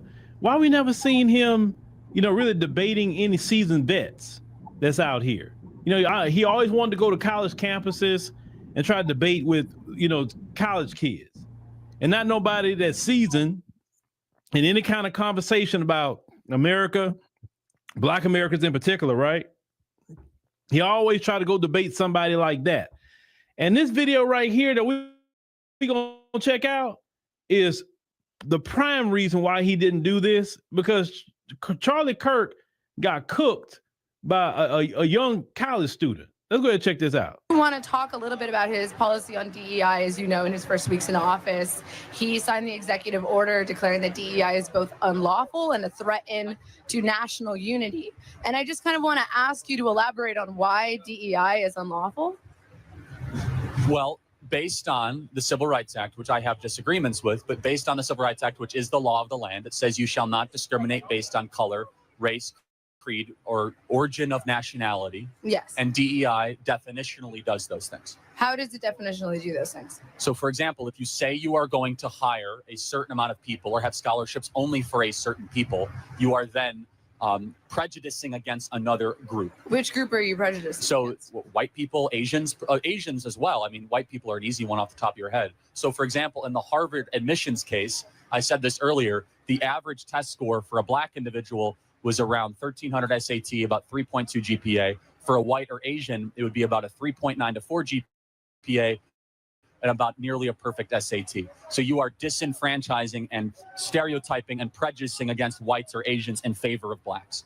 You're not prejudicing against whites or Asians, though, because DEI is not on a race basis. DEI stands for diversity, equity, and inclusion of all people. Affirmative action is what is intended to address racial inequality, but DEI isn't on the basis of race. Well, so DEI is a project of the affirmative action movement. So one comes before the other. He signed an executive order against both, for the record. So I wasn't sure which one you were talking about. I'm talking about DEI. So DEI, it depends what we mean in practice. So I can give you one example.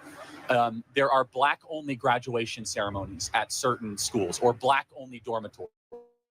But those are kind of student-led. I mean, I'm part of a Black-only organization, and it's run by students. It's not through the school. Let's play it out. So if there is a Black-only, let's pretend, which it's not, that building is Black-only.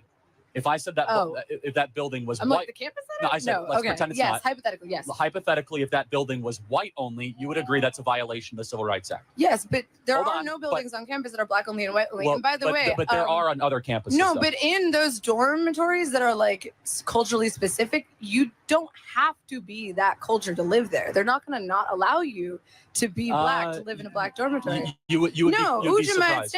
Shepherd. White people do live at Ujima. That's not. I don't know about that specific example, but if it says Black only dormitory. But it doesn't say Black only. But okay, how about this? How about if we had? Well, it does. It doesn't. Where does it say that? Just to be clear, well, in the title. But let's pretend it says where? Black. Like what school? Where does it say Black only building? Eastern Washington University, Portland State University, just off the top of my head, San Jose State University. They say Black only dormitory? And if a white person were to apply to live there? It's a Black affinity cultural space of which only Black individuals are accepted and governed for Black individuals. But can we have white affinity cultural spaces? You can have a white affinity cultural space. The activity is, the issue is that you're saying Black only. It's not Black only. It's a Black affinity cultural space. But anyone is invited if they would like to participate. I would, first of all, you cannot legislatively not allow agree. Someone of any race to participate in something that doesn't exist. We agree. That's the spirit of the diversity, equity, inclusion order, is that DEI in practice, again, we have to go through example after example, is discrimination, prejudice, and let's segregation. talk about DEI in practice. Let's talk about DEI programs in the workforce, because DEI programs in the workforce happen to benefit veterans. They benefit people with disabilities. They benefit people at an economic desperate. They benefit lots of people that is not just on the basis of race. And to me, it feels like you're conflating DEI with pro-Blackness or Black only, which is not the definition of DEI. So let's take a high-profile DEI example. Is that cool? Just maybe one we can play around with. Okay. Which got me in a lot of viral trouble, which I don't care. Which is pilots. I got in a lot of viral trouble too. Hey, I was debating this guy. I know. And he kept interrupting you. He did. I know, right? Which is this? Which is that? Let's say DEI. A project of DEI at United Airlines was that we want to get 40% of our pilots to be Black or women of color, or women or people of color. 40%. 50. I'm sorry, to get up to 50. It was at like 6%. So therefore, they wanted to make a push towards that, and it was currently at 6%. We look at that and we say, "Wow, you're going to have to lower standards to get to that goal." Why would you have to lower standards? Well, because are you saying that Black people are inherently inferior? I'm saying the opposite. I'm saying that Black people are only 13% of the population. So you want 13% of the population. Women are not 13% of the population. Women are 50% of the population. Yeah, but women do not make up a majority of people that want to become pilots. In fact, vast majority of women don't want to be pilots. Maybe they would want to become pilots if the barriers for entry weren't. See, that now we're going down a different but equally fun direction, which is male-female differences. Men much more likely want to be involved in heavy machinery mechanics. They want to be pilots. They want to be tank operators. They want to be police officers. Whereas women much more likely want to be, I'll get to you, Mason. Don't worry. And I remember your name. Yes, can Mason go? They won't let him go. I'll let Mason go. I'll let Mason go. Let me interrupt here for a minute. You see how just basic questions trip Charlie Kirk up? But this is their man. This is the guy, that's their hero, that just ask him simple questions like, who said that? Where did you see that at? How are they doing that? When did they do that? Where did they do that? Right? Just asking simple questions, and he can't even answer them. Then he gets into, well, I'm white and I say so, right? He don't understand really what DEI is. He's trying to say it's a race-based thing, and it was not a race-based thing. But they want to say, oh, DEI, Black people and DEI, whatever, right? When we have done the research, and white women benefited off of DEI way more than Black people. Right. This is why he did not want to debate any seasoned vet out here. If Charlie Kirk would have called me when he was alive and say, hey, he'd like to have a debate, I would gladly debate Charlie Kirk. Right. And I would have loved if he'd have brought up that single parent household talk. Oh, I would have loved it. Because he'd have been walking right down why I want Black crime. I would have loved that conversation. Oh, I would have loved it. But he's spewing all this stuff, and when he's challenged by somebody that actually got a little knowledge, right? Some knowledge, he gets tripped up on his words because he's not used to really being challenged by somebody Black that can really articulate themselves and get him to just say, prove what you're saying. Oh, they got Black only spaces. You say, yeah, that's student led. That's not by the institution, which that would be illegal by the Civil Rights Act. You understand? So this is why he never wanted to debate nobody who's a seasoned vet in this. Now, let's continue, because this young sister just easily cooking Charlie Kirk. But this they man, this they hero. This the guy that say he wants to debate. Oh, he was just debating ideas. He can't debate crap when he don't even know simple facts. Well, let's go ahead and continue. Just Mason, have some patience. We did this last time, okay? But do you understand, at least from our perspective, because it's no good for us to go back and forth again. Maybe from our perspective, that we worry that the pursuit of diversity can mean the compromising of excellence. Charlie Kirk, this country is diverse. You can't just say the pursuit of diversity is compromising excellence. Diversity literally just means difference. This country is 13% Black. It's 14% immigrant. It's 1/5 of every person in this country is Hispanic. It's 7% homosexual, and 50% of the country disagrees with you. Okay, diversity is America. You cannot say all of that is true. That you are America first if you do not care about half of America. I care about them so much, in fact. You care about them so much that you don't want to give them I didn't interrupt you. access I care to about equal rights. Well, hold on. No one said rights. Hold on a second. No. I care about them. It's equal rights. It's Naima, equal let access. Let me finish. Now, who's interrupting who? I care about them so much. I want the only thing that they're ever judged on is to be their character or their competency, not their skin color. Okay, so you want it to be a meritocracy. You want it to be so let's talk about a meritocracy. Okay. What experience does Kash Patel have to run the FBI? He has amazing experience. No, he doesn't. He wanted to start a UFC fighting program at the FBI. Experience. I got 5 words in. He was the most important thing. He was a public defender. That's not what that's not the job of the FBI. He has no experience in the FBI. He was a public defender and he was a special prosecutor. Was he ever a member of the FBI? No, but he doesn't have the merit to have that. All right, let's do another example. What experience does Linda McMahon? What experience does Linda McMahon have to run? She ran the Small Business Administration in the first term, which is a big organization. She was the head of the SBA.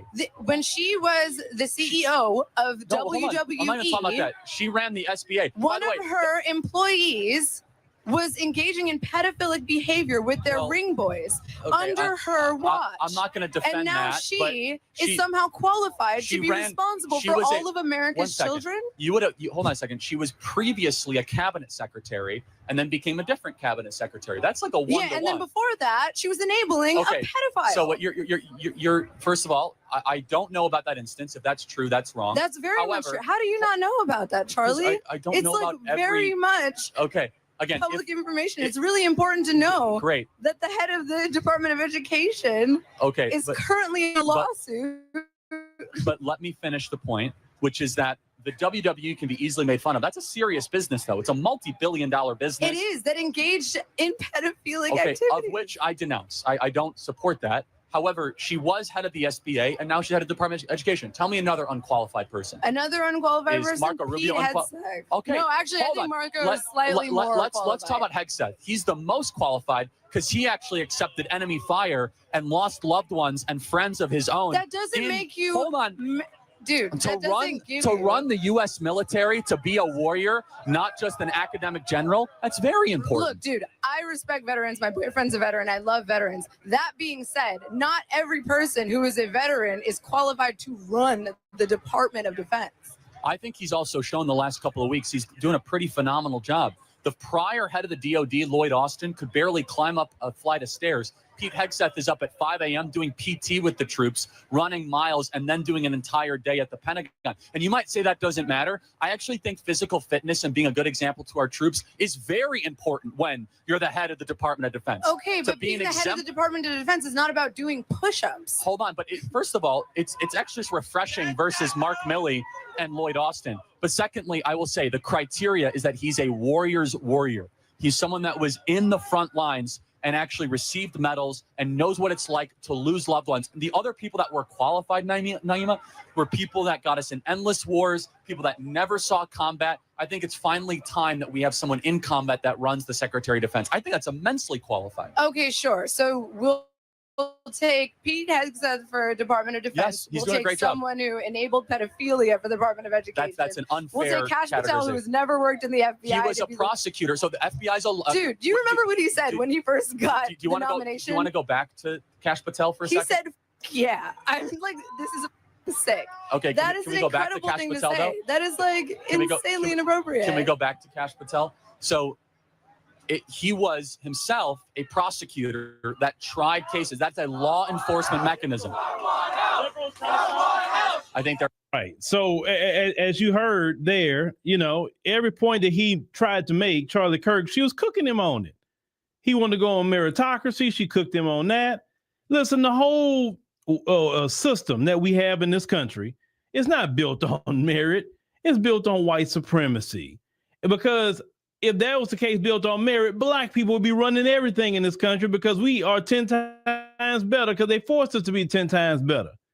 We had to be 10 times more educated, 10 times more experienced. We had to know all the rules and regulations of any kind of handbook. We have to know it all. They don't know anything.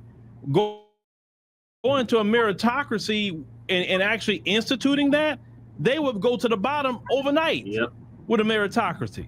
They really don't want a meritocracy in this country because they couldn't compete. They wouldn't even get a job. Right. Black folks for sure be up there. Asians would be up there. All kinds of people be up there. But them, a lot of them are living in these rural areas. They don't have no education like that. They really don't. Now, this is their man though, Charlie Kirk. This is the guy that they looked at as a hero. Mm-hmm. That's their hero. Couldn't even deal with a young college girl. And this young lady wasn't the only one that handed him his lunch. There's plenty of people that handed Charlie Kirk his lunch. Mm-hmm. Right? But I just when I originally saw this video, I said, man, Charlie Kirk, you know, all that mess he be talking, but when he's actually challenged, he can't back none of it up. Mm-hmm. All is made up, lying. I'm white and I say so. And that's how it is talking to a lot of them, just like that. Just like that. They don't really know what they're talking about. They regurgitating black propaganda. Mm-hmm. You know, I'm white and I say so.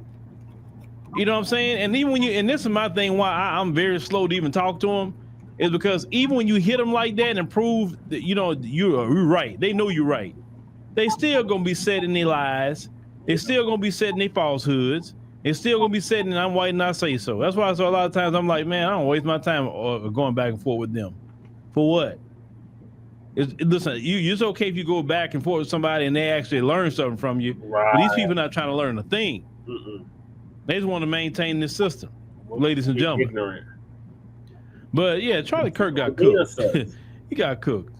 So that's a messiah, right? You know, he can't even handle a college girl.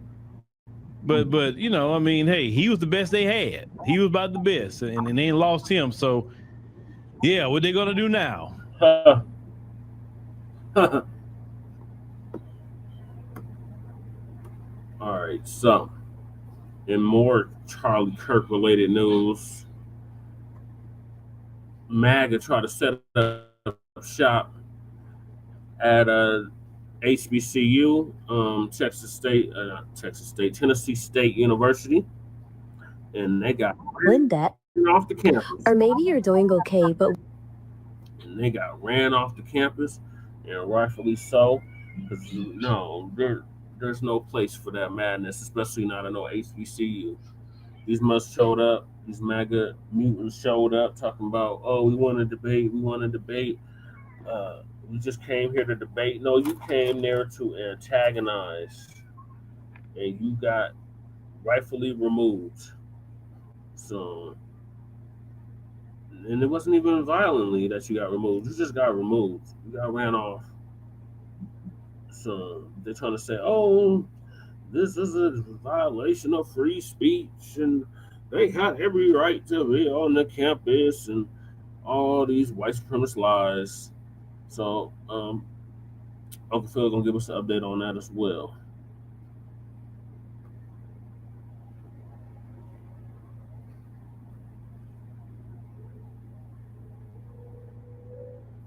With MAGA showing up at Tennessee State University, there's another vantage point of the video that we want to show y'all where, you know, MAGA exposed themselves in their own video.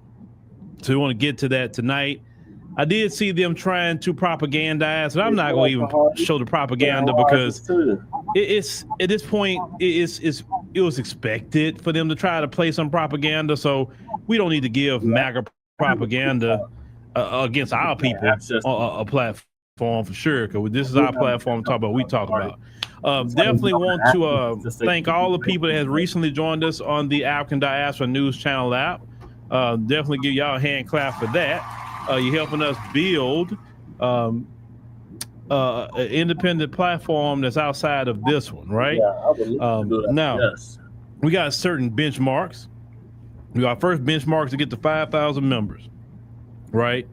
And so we're not there yet, but hey, I always say if 10 people can join today, like I say, if you get a monthly, that's like supporting us 31 cents a day, right? $9.99.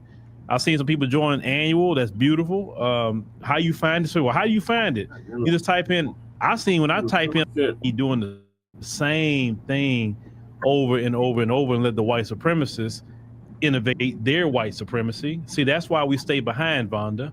It's because we don't. You haven't even seen what I'm about to do. You don't even know. You're just already against it. That's the problem with us as black people. Stop being against something new. Try new things. Right. I'm telling you, I wouldn't got to where I'm at right now if I wasn't willing to try something new. I promise you. I probably wouldn't be talking to you right now if I were willing to try something new. So try new things. That's how your life don't stay boring and stale, right? Mm-hmm. All right. So let's go ahead on and get into it.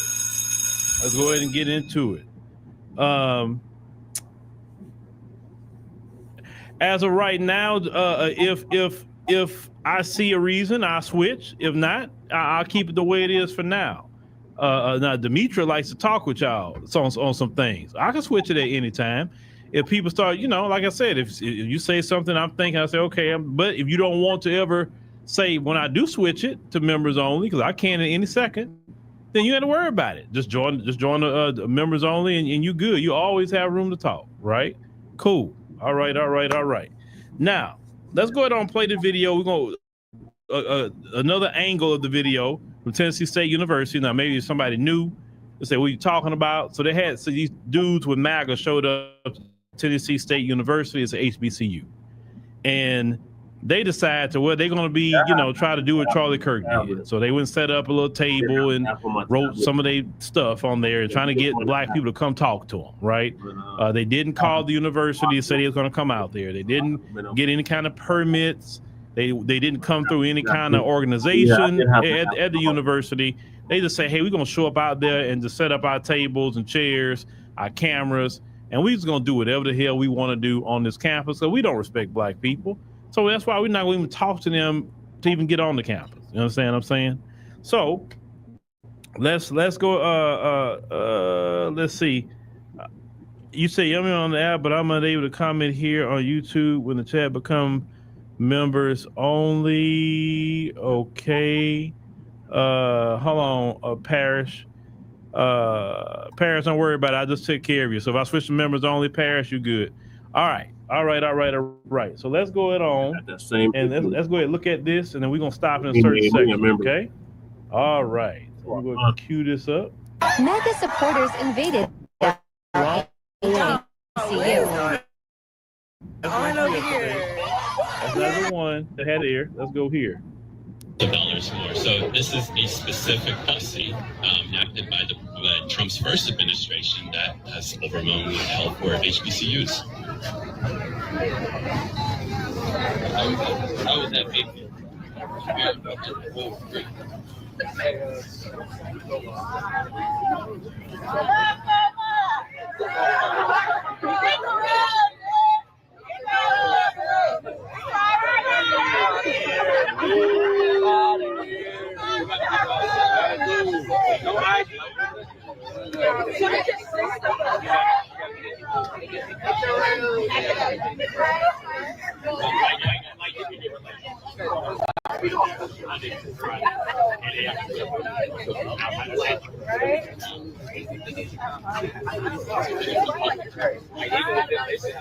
We're getting kicked out, it looks like.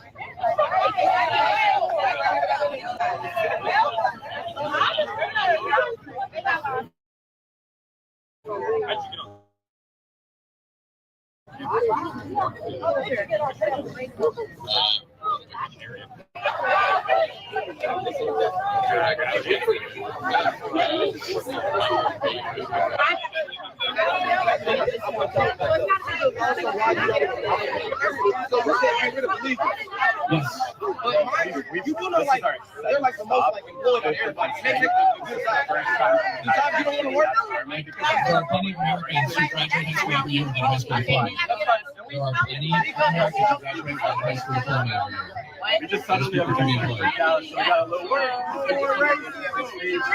We're hearing stuff like this from the crowd.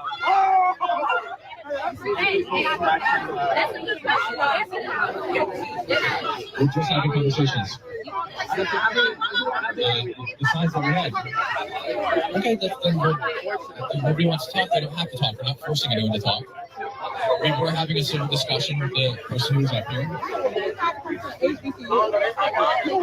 We've been to lots of schools. We were at Tenn, we went to GS. So all of our stuff basically has been stolen so far. Like all of our signs except for, oh, there's another one. There's another one being stolen right there. Yeah. You ain't got no white privilege. So basically all of our signs have been stolen so far.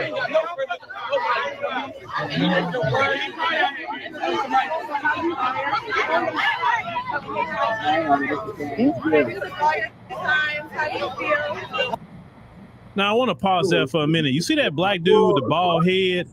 I think he's part of their security because I kept watching him, like peep him though, because I'm like, I think he's part of their security. It's not very nice, you know. We don't have anything else. There goes our other signs.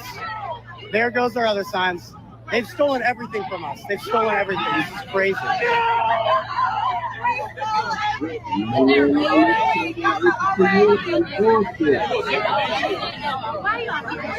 To talk. We wanted to about politics.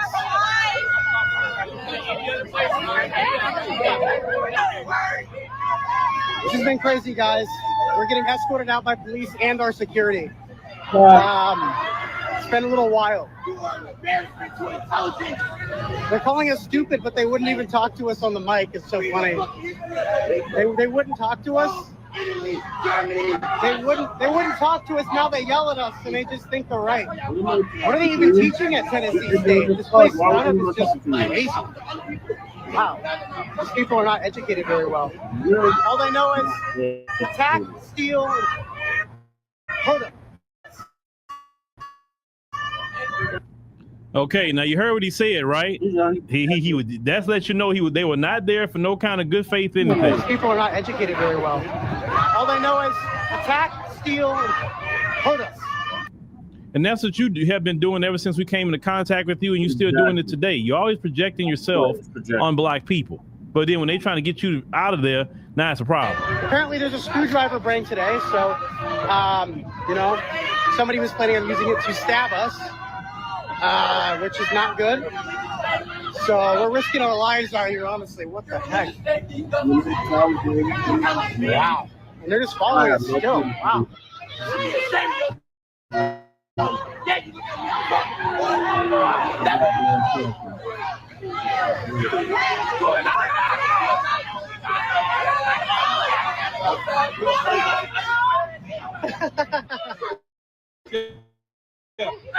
Oh, man, this is so funny. What do you think? What do you think? Well, we're leading in large, which is. There are so many people. Never want to do this to security to cops on campus. Like they started this. We just wanted to talk. Nobody wants to talk to you, sir. And we're going to go into that a little later. We don't want to talk to you. We just wanted to talk, and then they started getting very angry at us. Well, I mean, we understand everything in terms of our position,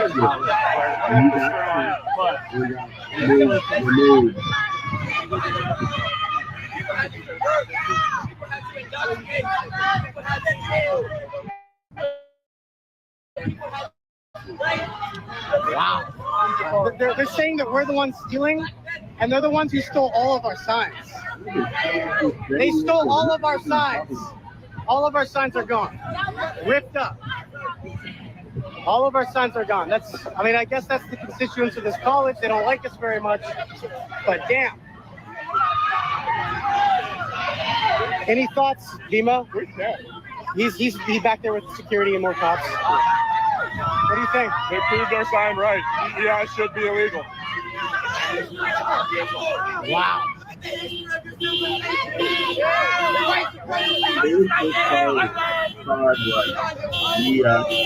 Let's go. We get on y'all ass the whole way.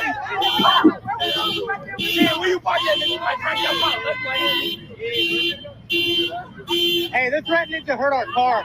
Hey, they're saying they're gonna break our car. Just get in. I know, we're coming. We're coming. He said we gonna take his car. Wow.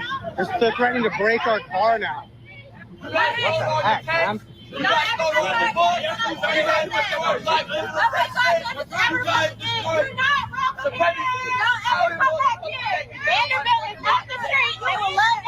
We will go there.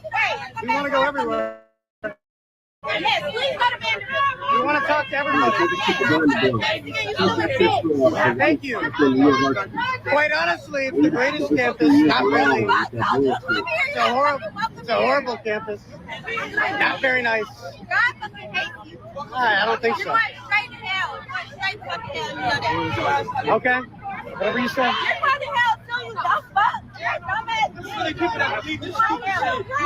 Don't touch me. Don't touch me. Hey. She didn't touch him. She didn't do anything wrong. They want to talk. We can talk to her. She didn't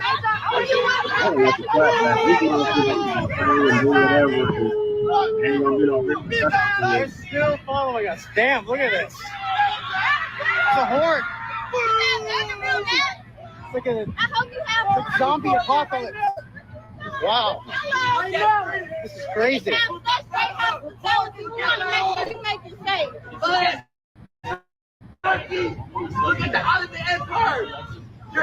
The Ottoman Empire was Arab. It was Arab. What are you talking about?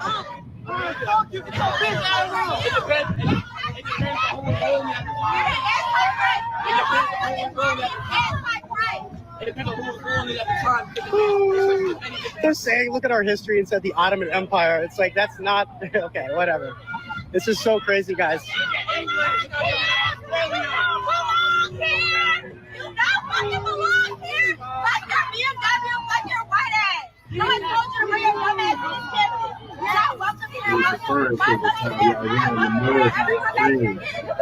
I can go higher.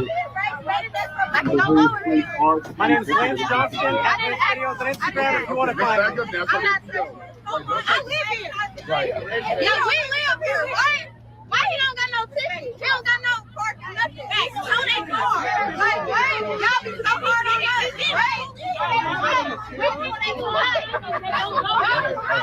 We're at the car now, finally. We're trying to get out of this place. It's kind of like hell, to be honest. You came here. You would have to get out if you didn't get out.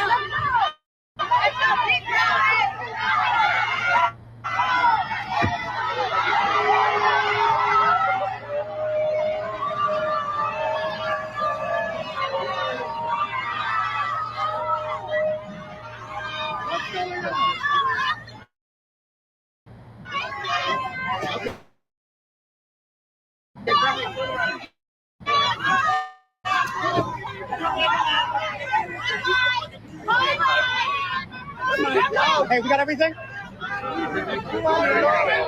right, we got it. All right.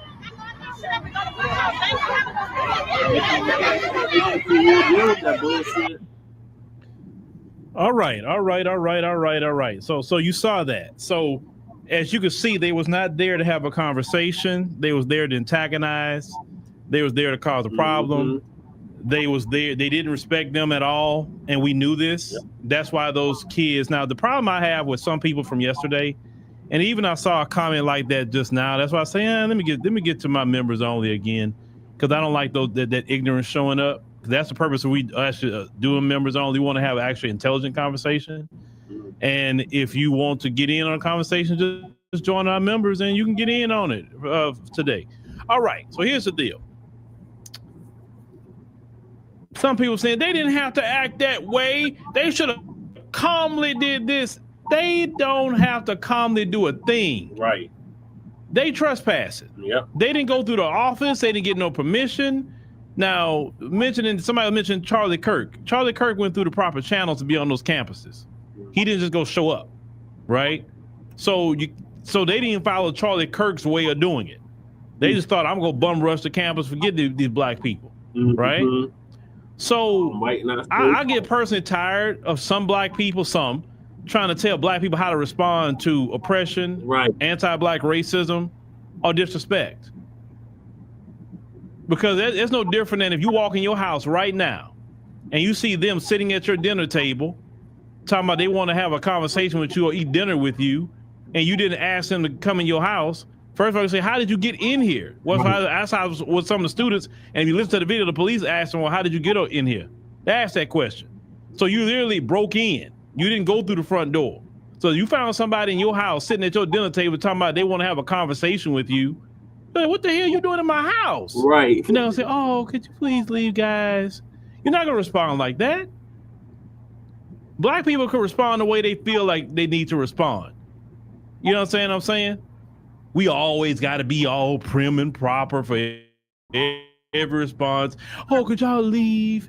We're going to follow you quietly. Could you leave? And how many videos have we seen of black people going in their areas and they yelling, screaming, doing the most? We've seen it. So stop trying to put on black people the responses you don't put on white folk. I get so tired of black people doing that stupid crap because if you respond prim and proper, they don't respect it. That's first and foremost.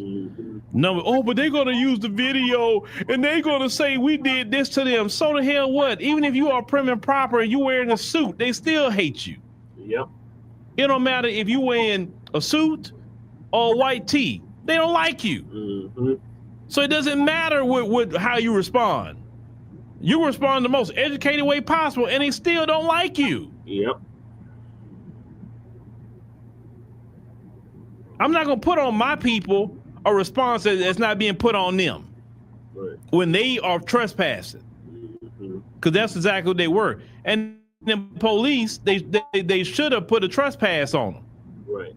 And say, hey, you know what, you're trespassing. And so let me go ahead and write you up for trespassing. You come over here again, you're going straight to jail. Now, why would they still do that? What's the purpose of doing that? We talked about that yesterday. They have an obsession.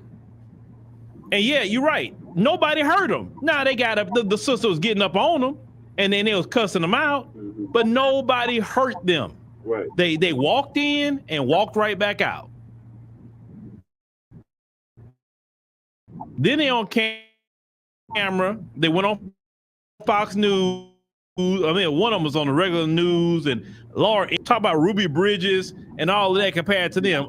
First of all, Ruby Bridges was basically forced to go to that white school. She didn't want to go there, right?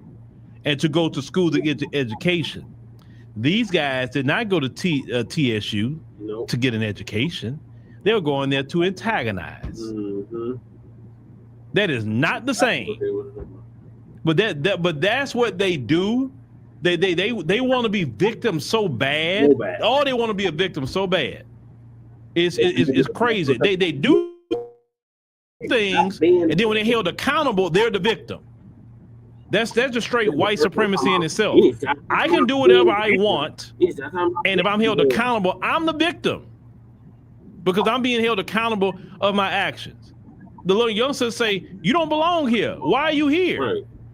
Right. Listen. The purpose of us having HBCUs was because we, as Black Americans, could not go to a predominantly white institutions at one point in time in this country. So historically, Black colleges and universities were created for Black Americans to go to. Right. That's why it's there, okay? But you don't want to discuss history. You're trying to whitewash and erase your history, but that's why the HBCUs are there. So HBCUs is a response to your anti-Black racism. Right. Right? When we go to HBCUs, it is to, one, get an education, two, be in an area where we have more of our culture and we understand that we actually learn more. And when I talked to some kids, and I forgot to get that video, and at Bethune-Cookman. And that young sister told me she learned more at Bethune-Cookman than at the PWI. Why? Because our teachers know how to talk to us and take time with us and get us to learn. We're talking about those who want to learn, of course. Right. Them folks don't have the patience and time and anything about us. They don't. They don't. And neither do they care like that. No, they don't. About us in our upbringing and in our lives or whatever the case may be.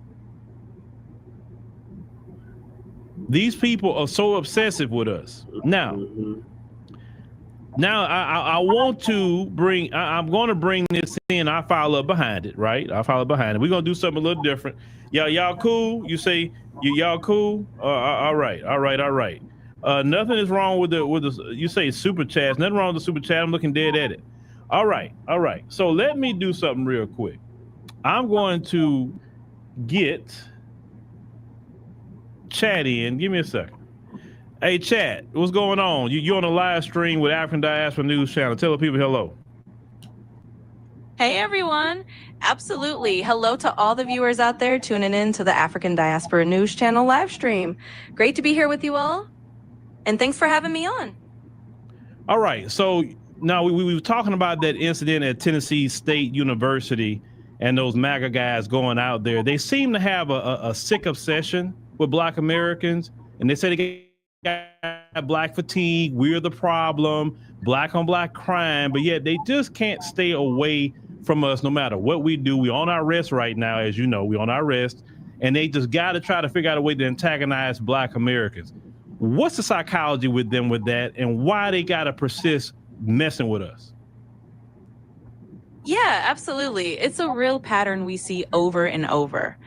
Psychologically, it's kind of a classic dynamic where a group that claims they're tired of you is actually deeply fixated because they feel threatened or they need to maintain a certain power dynamic. They can't stop poking at you because your very existence challenges whatever narrative they've built in their heads. So really, it's about control and attention. They want to keep Black Americans on the defensive or on edge because that lets them feel like they have the upper hand. It's not really about fatigue, it's about a need to dominate the narrative and keep the status quo in place. So it's that underlying power psychology at play, even if they claim otherwise. Well, it seems like the more we've been starving them out, like we have been reacting to them, we don't want to talk to them, we don't care about their anti-Black racism, we not flinching about it. It seems like they're getting a little bit enraged. We're not protesting in the street. What's the mindset with them with that? Absolutely. That's a sharp observation. When you stop giving people the reaction they're looking for, it can definitely get under their skin. In a way, it's like you've taken away their fuel. They're used to certain reactions, protests, outrage, or engagement. And when that stops, they feel a loss of control. And that loss of control can lead to frustration or even more desperate attempts to provoke a response. From a psychological standpoint, when someone relies on that back and forth to feel powerful and you remove it, they often escalate at first. It's kind of like a child throwing a bigger tantrum when no one's paying attention. Eventually, though, if you stay consistent and don't give in, that tactic loses its power. So the mindset shift on their end is that they're trying harder to get a reaction because they realize they're losing that grip. Okay, well, what is the issue with them wanting so much control? What is the obsession with that? Yeah, that's a great question. The need for control in these situations often come from a place of insecurity and a fear of losing power.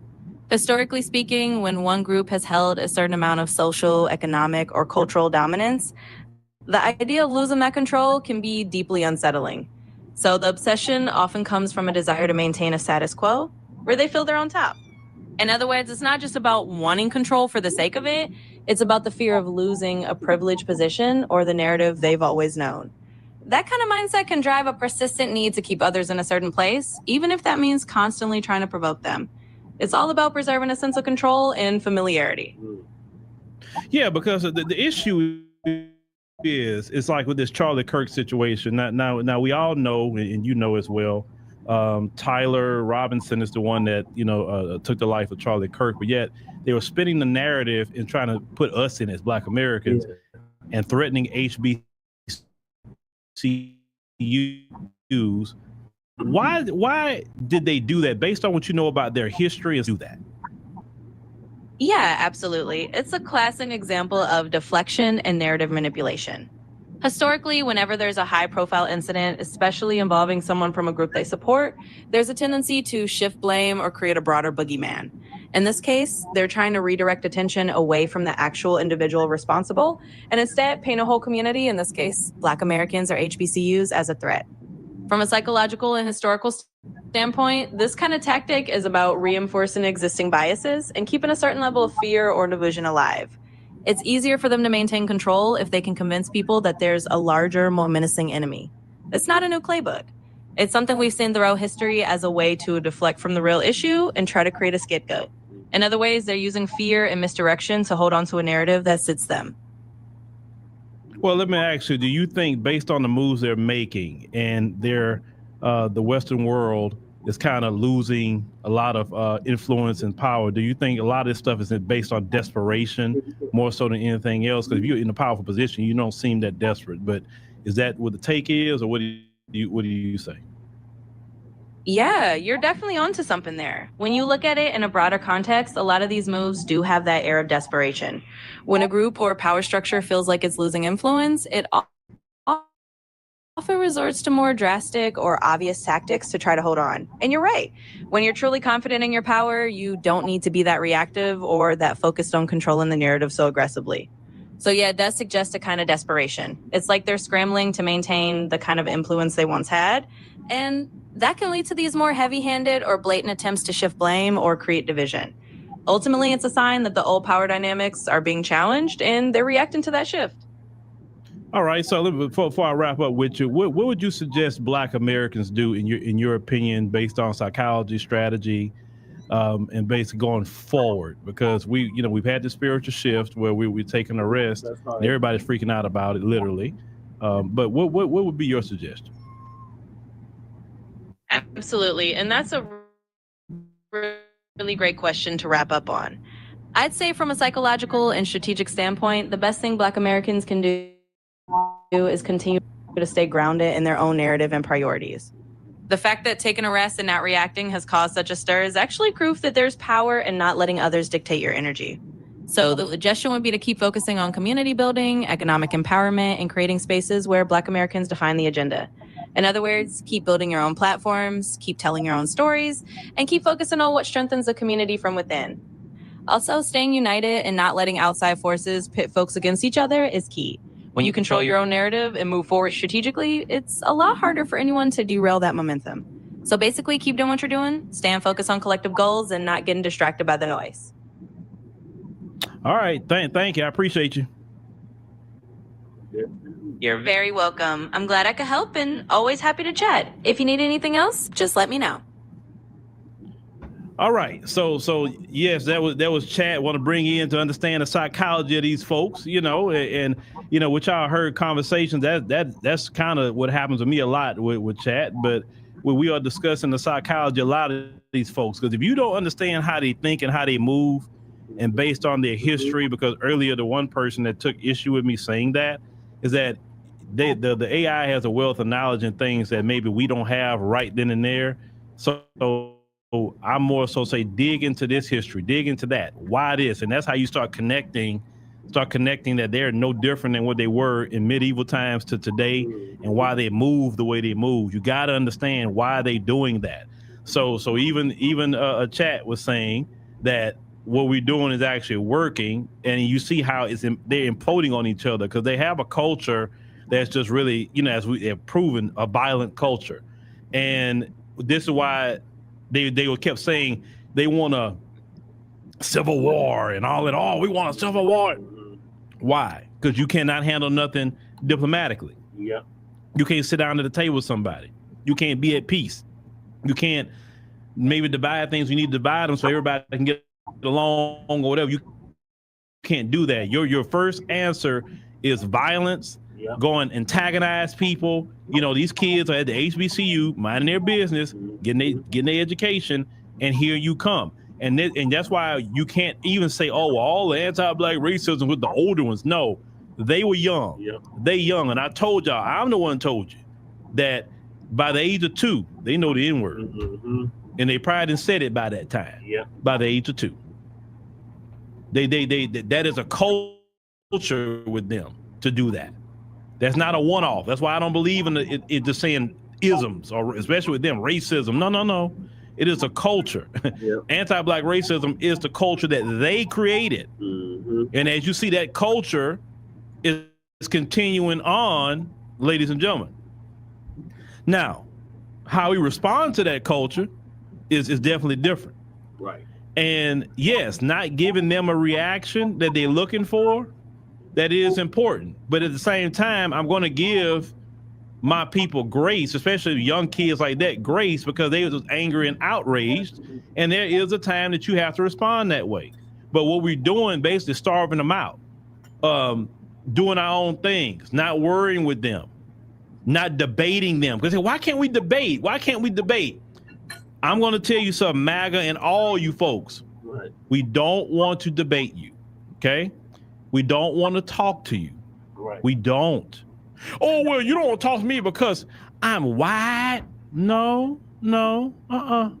Your skin color don't bother nobody. It's you as a person that bother people, not your skin color. What is skin color gonna do to anybody? Nothing, right? It's your culture and your character that we can definitely get into that conversation. But the skin color doesn't harm nobody. It doesn't. Now, the reason why we don't want to talk to you, okay? This is why we don't want to talk to you. Number one, it's a waste of time. Right. It's a waste of time. It is a waste of time. We could talk to you. We can be scholarly with you. We could one-up you in knowledge. You're not gonna listen. Mm-mm. You're gonna still stay in your ignorant ways. Yep. You're still gonna do the things that you normally would do. You're gonna try to be a victim when you're getting told something. You're gonna try to deflect when you're being told something. And so it never just ends well or whatever. And the purpose of a conversation is to make a change, and you don't change anything. So why will we waste our time, quote unquote, debating you? No. In my opinion, you're not worth the time. Right. You're not worth the effort of anybody, quote unquote, debating you. I agree. And my black people don't do it. Well, let's talk about DEI. No, I don't want to talk to you about DEI. Well, we can't have a debate. No, go debate your mammy. Right. Go debate her. Don't talk to me. I don't want to talk to you about no DEI. I don't talk to you about no politics. Right. If you want to talk to me about when y'all signed that law to pay out reparations. Then we can talk. That's right. Talk to me when you sign that law about an anti-Black hate crime bill. Then we can talk. Mm-hmm. If we're not talking about tangibles for Black Americans, nothing to talk about. Right. If I'm gonna talk about something or debate something, I'm gonna do it within my own community, because we got a lot of issues that we need to discuss, mindsets that need to change, and maybe we need to debate it in our own community. Right. We need to take our issues and just focus it there. Okay? And then outside of Black Americans, I would talk with the diaspora about issues. But I will not be dealing, especially with them, about debating. No. Well, you're not smart. Don't matter what you say. I don't care. I don't care if I had 1,000 doctorate degrees. You're still gonna say I'm not smart because you don't look at me as an equal. You look at me as inferior, and that's okay. Well, just I don't want to talk to you. Oh, well, Martin Luther King fought for this, and that. I don't want Martin Luther King from you, because y'all killed it. So don't mention Dr. King. You took the man's life. I don't want to hear nothing about you. You, Dr. King, coming out. Well, Dr. King say the content of your character.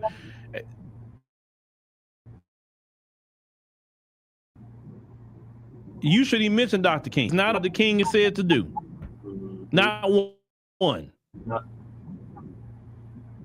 Just like you can't follow what the Bible say to do. So what is the first of all, what is the point of debating? None. Number two, it's time wasting. While you were with them on these Twitter spaces and whatever, going back and forth with them in a comment section, thinking you go one up them or tell them off, it's a waste of time. Remember what Chad said, they want your energy, they want your attention, even if you're angry, even if you cussing them out, they want your attention. They want to feel like Chad said, they want to control They feel like that's control they got. If they can make you angry and upset by their words, ooh, I can control them. I can say one thing and they react, right? That's the truth. So we have to starve them out. Like the reason why I went to members only, I started seeing too many of them pop up in the chat. I said, oh, I'm switching that off. No, you're not coming here saying anything. No. If you're going to say something, you're going to say something with respect, but you're not going to come in here with the blacks and all that other stuff. No. We don't do that here. Now, somebody else may want to do that and engage you. I don't. I don't want to roast you. I don't want to do any of that. I can take all my attention and time and focus that on Black America. And yes, it's London Live. They're very disingenuous. Yeah. Very. It's just a waste of time. They're disingenuous. They don't respect you. Why? Why do it? Why? Right. That's why you don't see me doing it. At this point, enough people have done it. Yep. Enough of us have done it. So it's enough. Like just they just need to go, like the sister said, go to Vanderbilt. Go over there. Go debate with them over there. Like, we don't want to talk to y'all. Right. Well, I'm not like MAGA. I'm different. And this and that and the third. And I'm like, but them people that say they're not like MAGA, but you are though. Right. Because the litmus test is, you know how you expose them? All you gotta do is ask them. So you believe Black Americans should get paid reparations in the form of cash payments, right? I mean, for the legacy of slavery, Jim Crow, etc., based on lineage, not race. You believe that, right? And the most liberal of the liberal, well, I mean, education, no. Cash payments. Right. That's the litmus test, cash payments. Yep. It's like it exposed them so quick when you talk about cash payment reparations. Mm-hmm. They don't know, they twist, turn, they do all kind of things. I exposed a lady on a plane to South Africa about that. She was all talking all this liberal talk until I asked about reparations. And then she went to, well, I don't know. And then when I had to educate, right? Because I had to educate her. By the time I educated her on some things and how reparations would be a benefit for not only Black Americans, it'd be benefit for the economy and everything else. She's like, I never heard of it spoken like that. Yeah, that's why Dr. John Henry Clark, his words should be reign supreme. He said, I debate my equals, all others I teach. And yes, I would teach you if I feel like it at the time. Okay, and I taught that one because I had nowhere to go. I was on a plane for about 15 hours. She sparked up a conversation, and I used to try to hold back on political conversation with them. I'm like, do you really want to go there with me? I try to warn them. I'm like, that's not really a conversation you want to go with me because you're gonna get a different beast. I'm nice because I was raised to be nice to everybody and respectful to everybody. But you start going political, I warn you. Say, you really want to discuss politics? I said, I don't want to go there because you may not like my responses. I usually warn you. And then if you keep pressing, I'll say, okay, I'm gonna give you what you want. I'm gonna give you what you want. You say, Arnitha, you says that you have degrees and you are called and educated. Well, yeah, there you go. There you go. Listen, I learned a long time ago. You know who taught me the most about them? Barack Obama. Barack Obama is half white, number one. Don't even have a Black American father, Kenyan father, white mother. He has Ivy League degrees, right? Ivy League degree. His wife got his Ivy League, okay? And he, he speaks very well. You can't take that away from him. And they called him all kind of, N-words. They hated him. All of that stuff they did to him in that time period, right? And I learned from it, even if you are Ivy League educated even if you was a senator, even if you didn't have nothing on your record, these people would have a hatred for you. So Barack Obama, his presidency showed me that it's nothing that we can do to make them like us. It is nothing.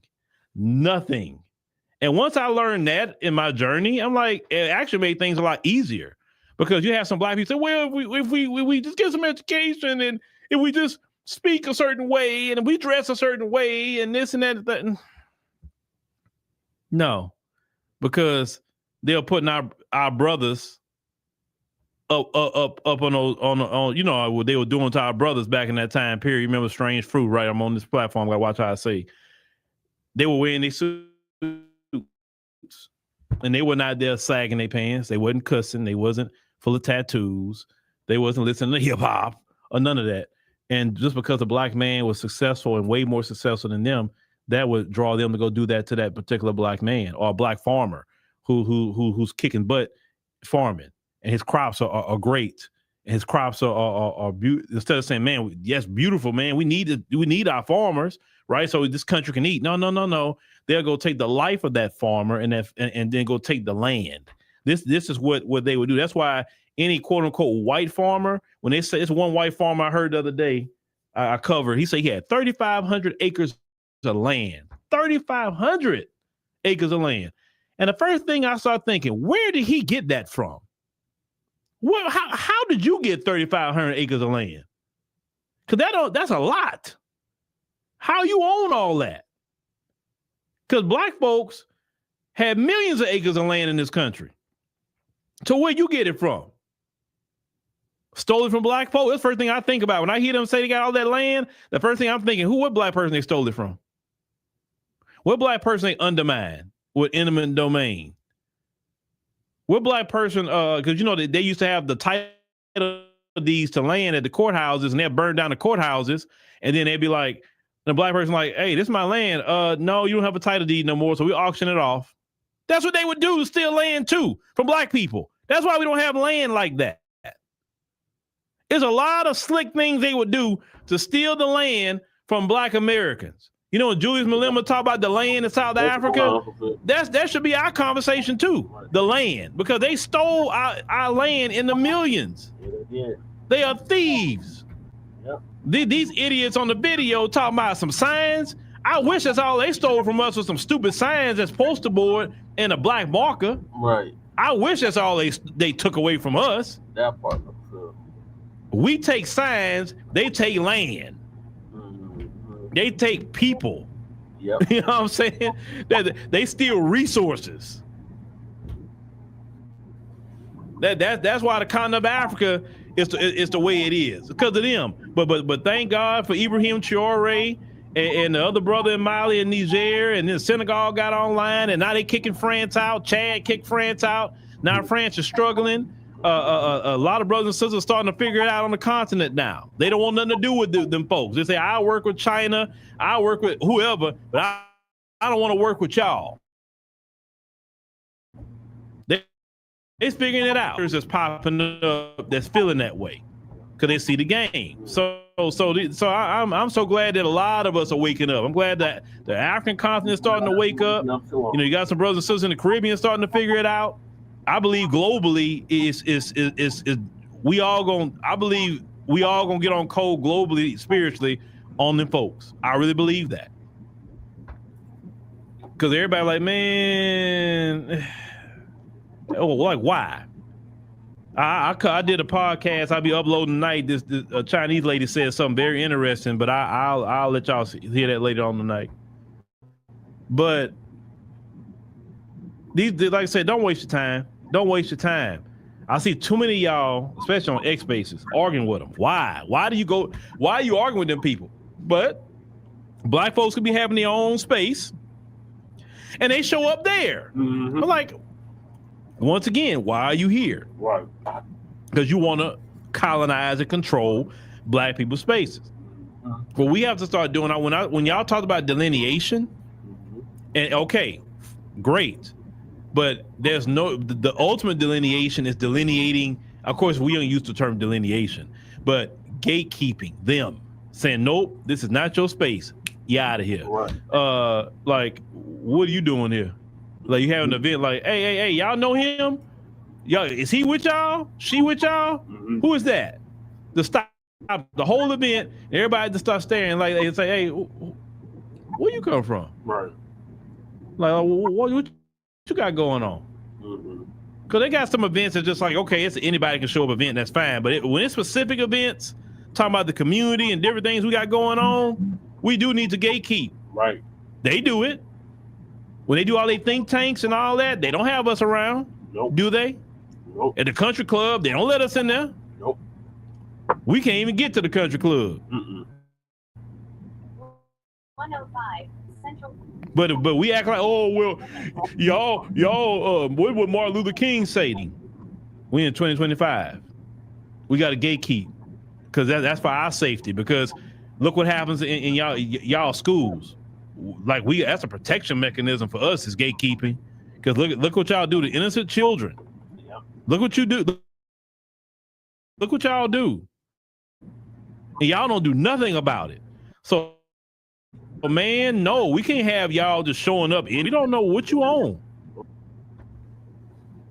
That's right.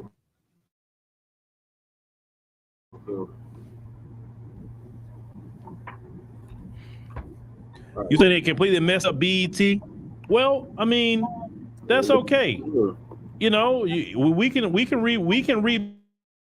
rebuild a beat just now about, and that's what I love about the African continent, about getting on TV over there. I just got the email, and it actually is affordable to get to actually, you know, hey, we can have our own TV network or whatever, right? In many other countries outside of this one, and if, like I say, y'all help us get to our goals on the app. We can do all that sort of thing. We don't have to.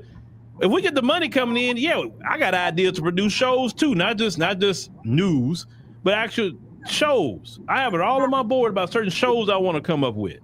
You know what I'm saying? That can go on our network, not YouTube, but our app. So we can't cry about BET. That's gone. It's gone. We're not getting that back. We can rebuild elsewhere. We can rebuild right here. Help us hit our first mark, 5,000 subscribers on the app. Help us hit that. The African Diaspora News Channel app. If everybody in here right now got on the app that's not on there now, right? We got what, 17 or 1,600, whatever many people we got in here right now. If everybody jumped on the app right now, that'll be a big boost. At least monthly. You know, if for $9.99, 31 cents a day, why do we need to be sitting up here crying about something that's gone? It's gone. It's gone. But we can do something new. We can do something better on our own terms. But it has to be a community project. That's all. It just has to be community. And for us, what we're saying here is just join the app. That's it. We're not asking for, say, millions of dollars to do it, even though that'd be great. But look, it's like, no, we could just join the app. I mean, realistically, if you want to talk about millions of dollars, if 1,000 people got lifetime, that would be it right there.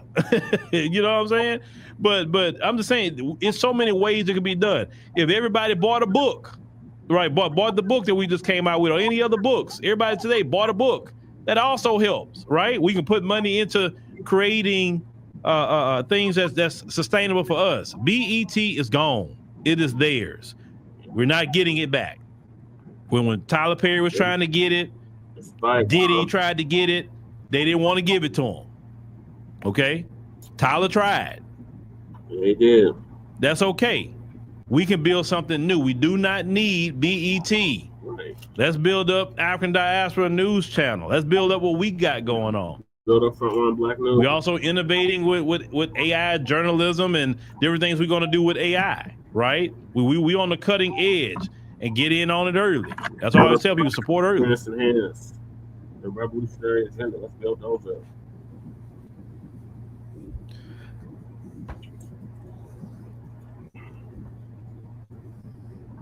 That's all it is to it. I mean, like, I'm looking at the email right now. Hold on, let me pull up this email gonna tell y'all what the price is, just real quick. Hold on. They had some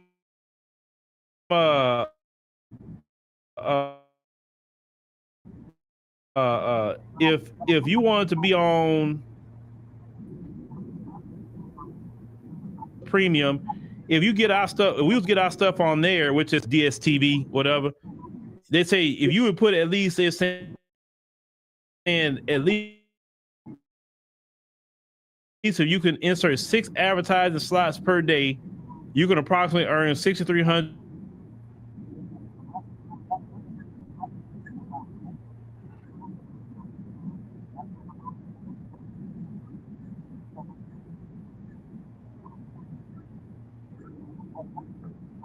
They break it all down, right? Even and they say even in North America, you can actually do some channels or whatever with satellite. So I get these things all the time, but I'm number one, start a network. Even if I say, oh, we started our own TV network, right? And then we can't maintain it. No. We're gonna do it. We need to do it right, and the money has to be there. And I believe the app funds to say, you know what, let's start this network. Let's start it, you know, and do it. That is all. All right, y'all. Ooh, I'm late.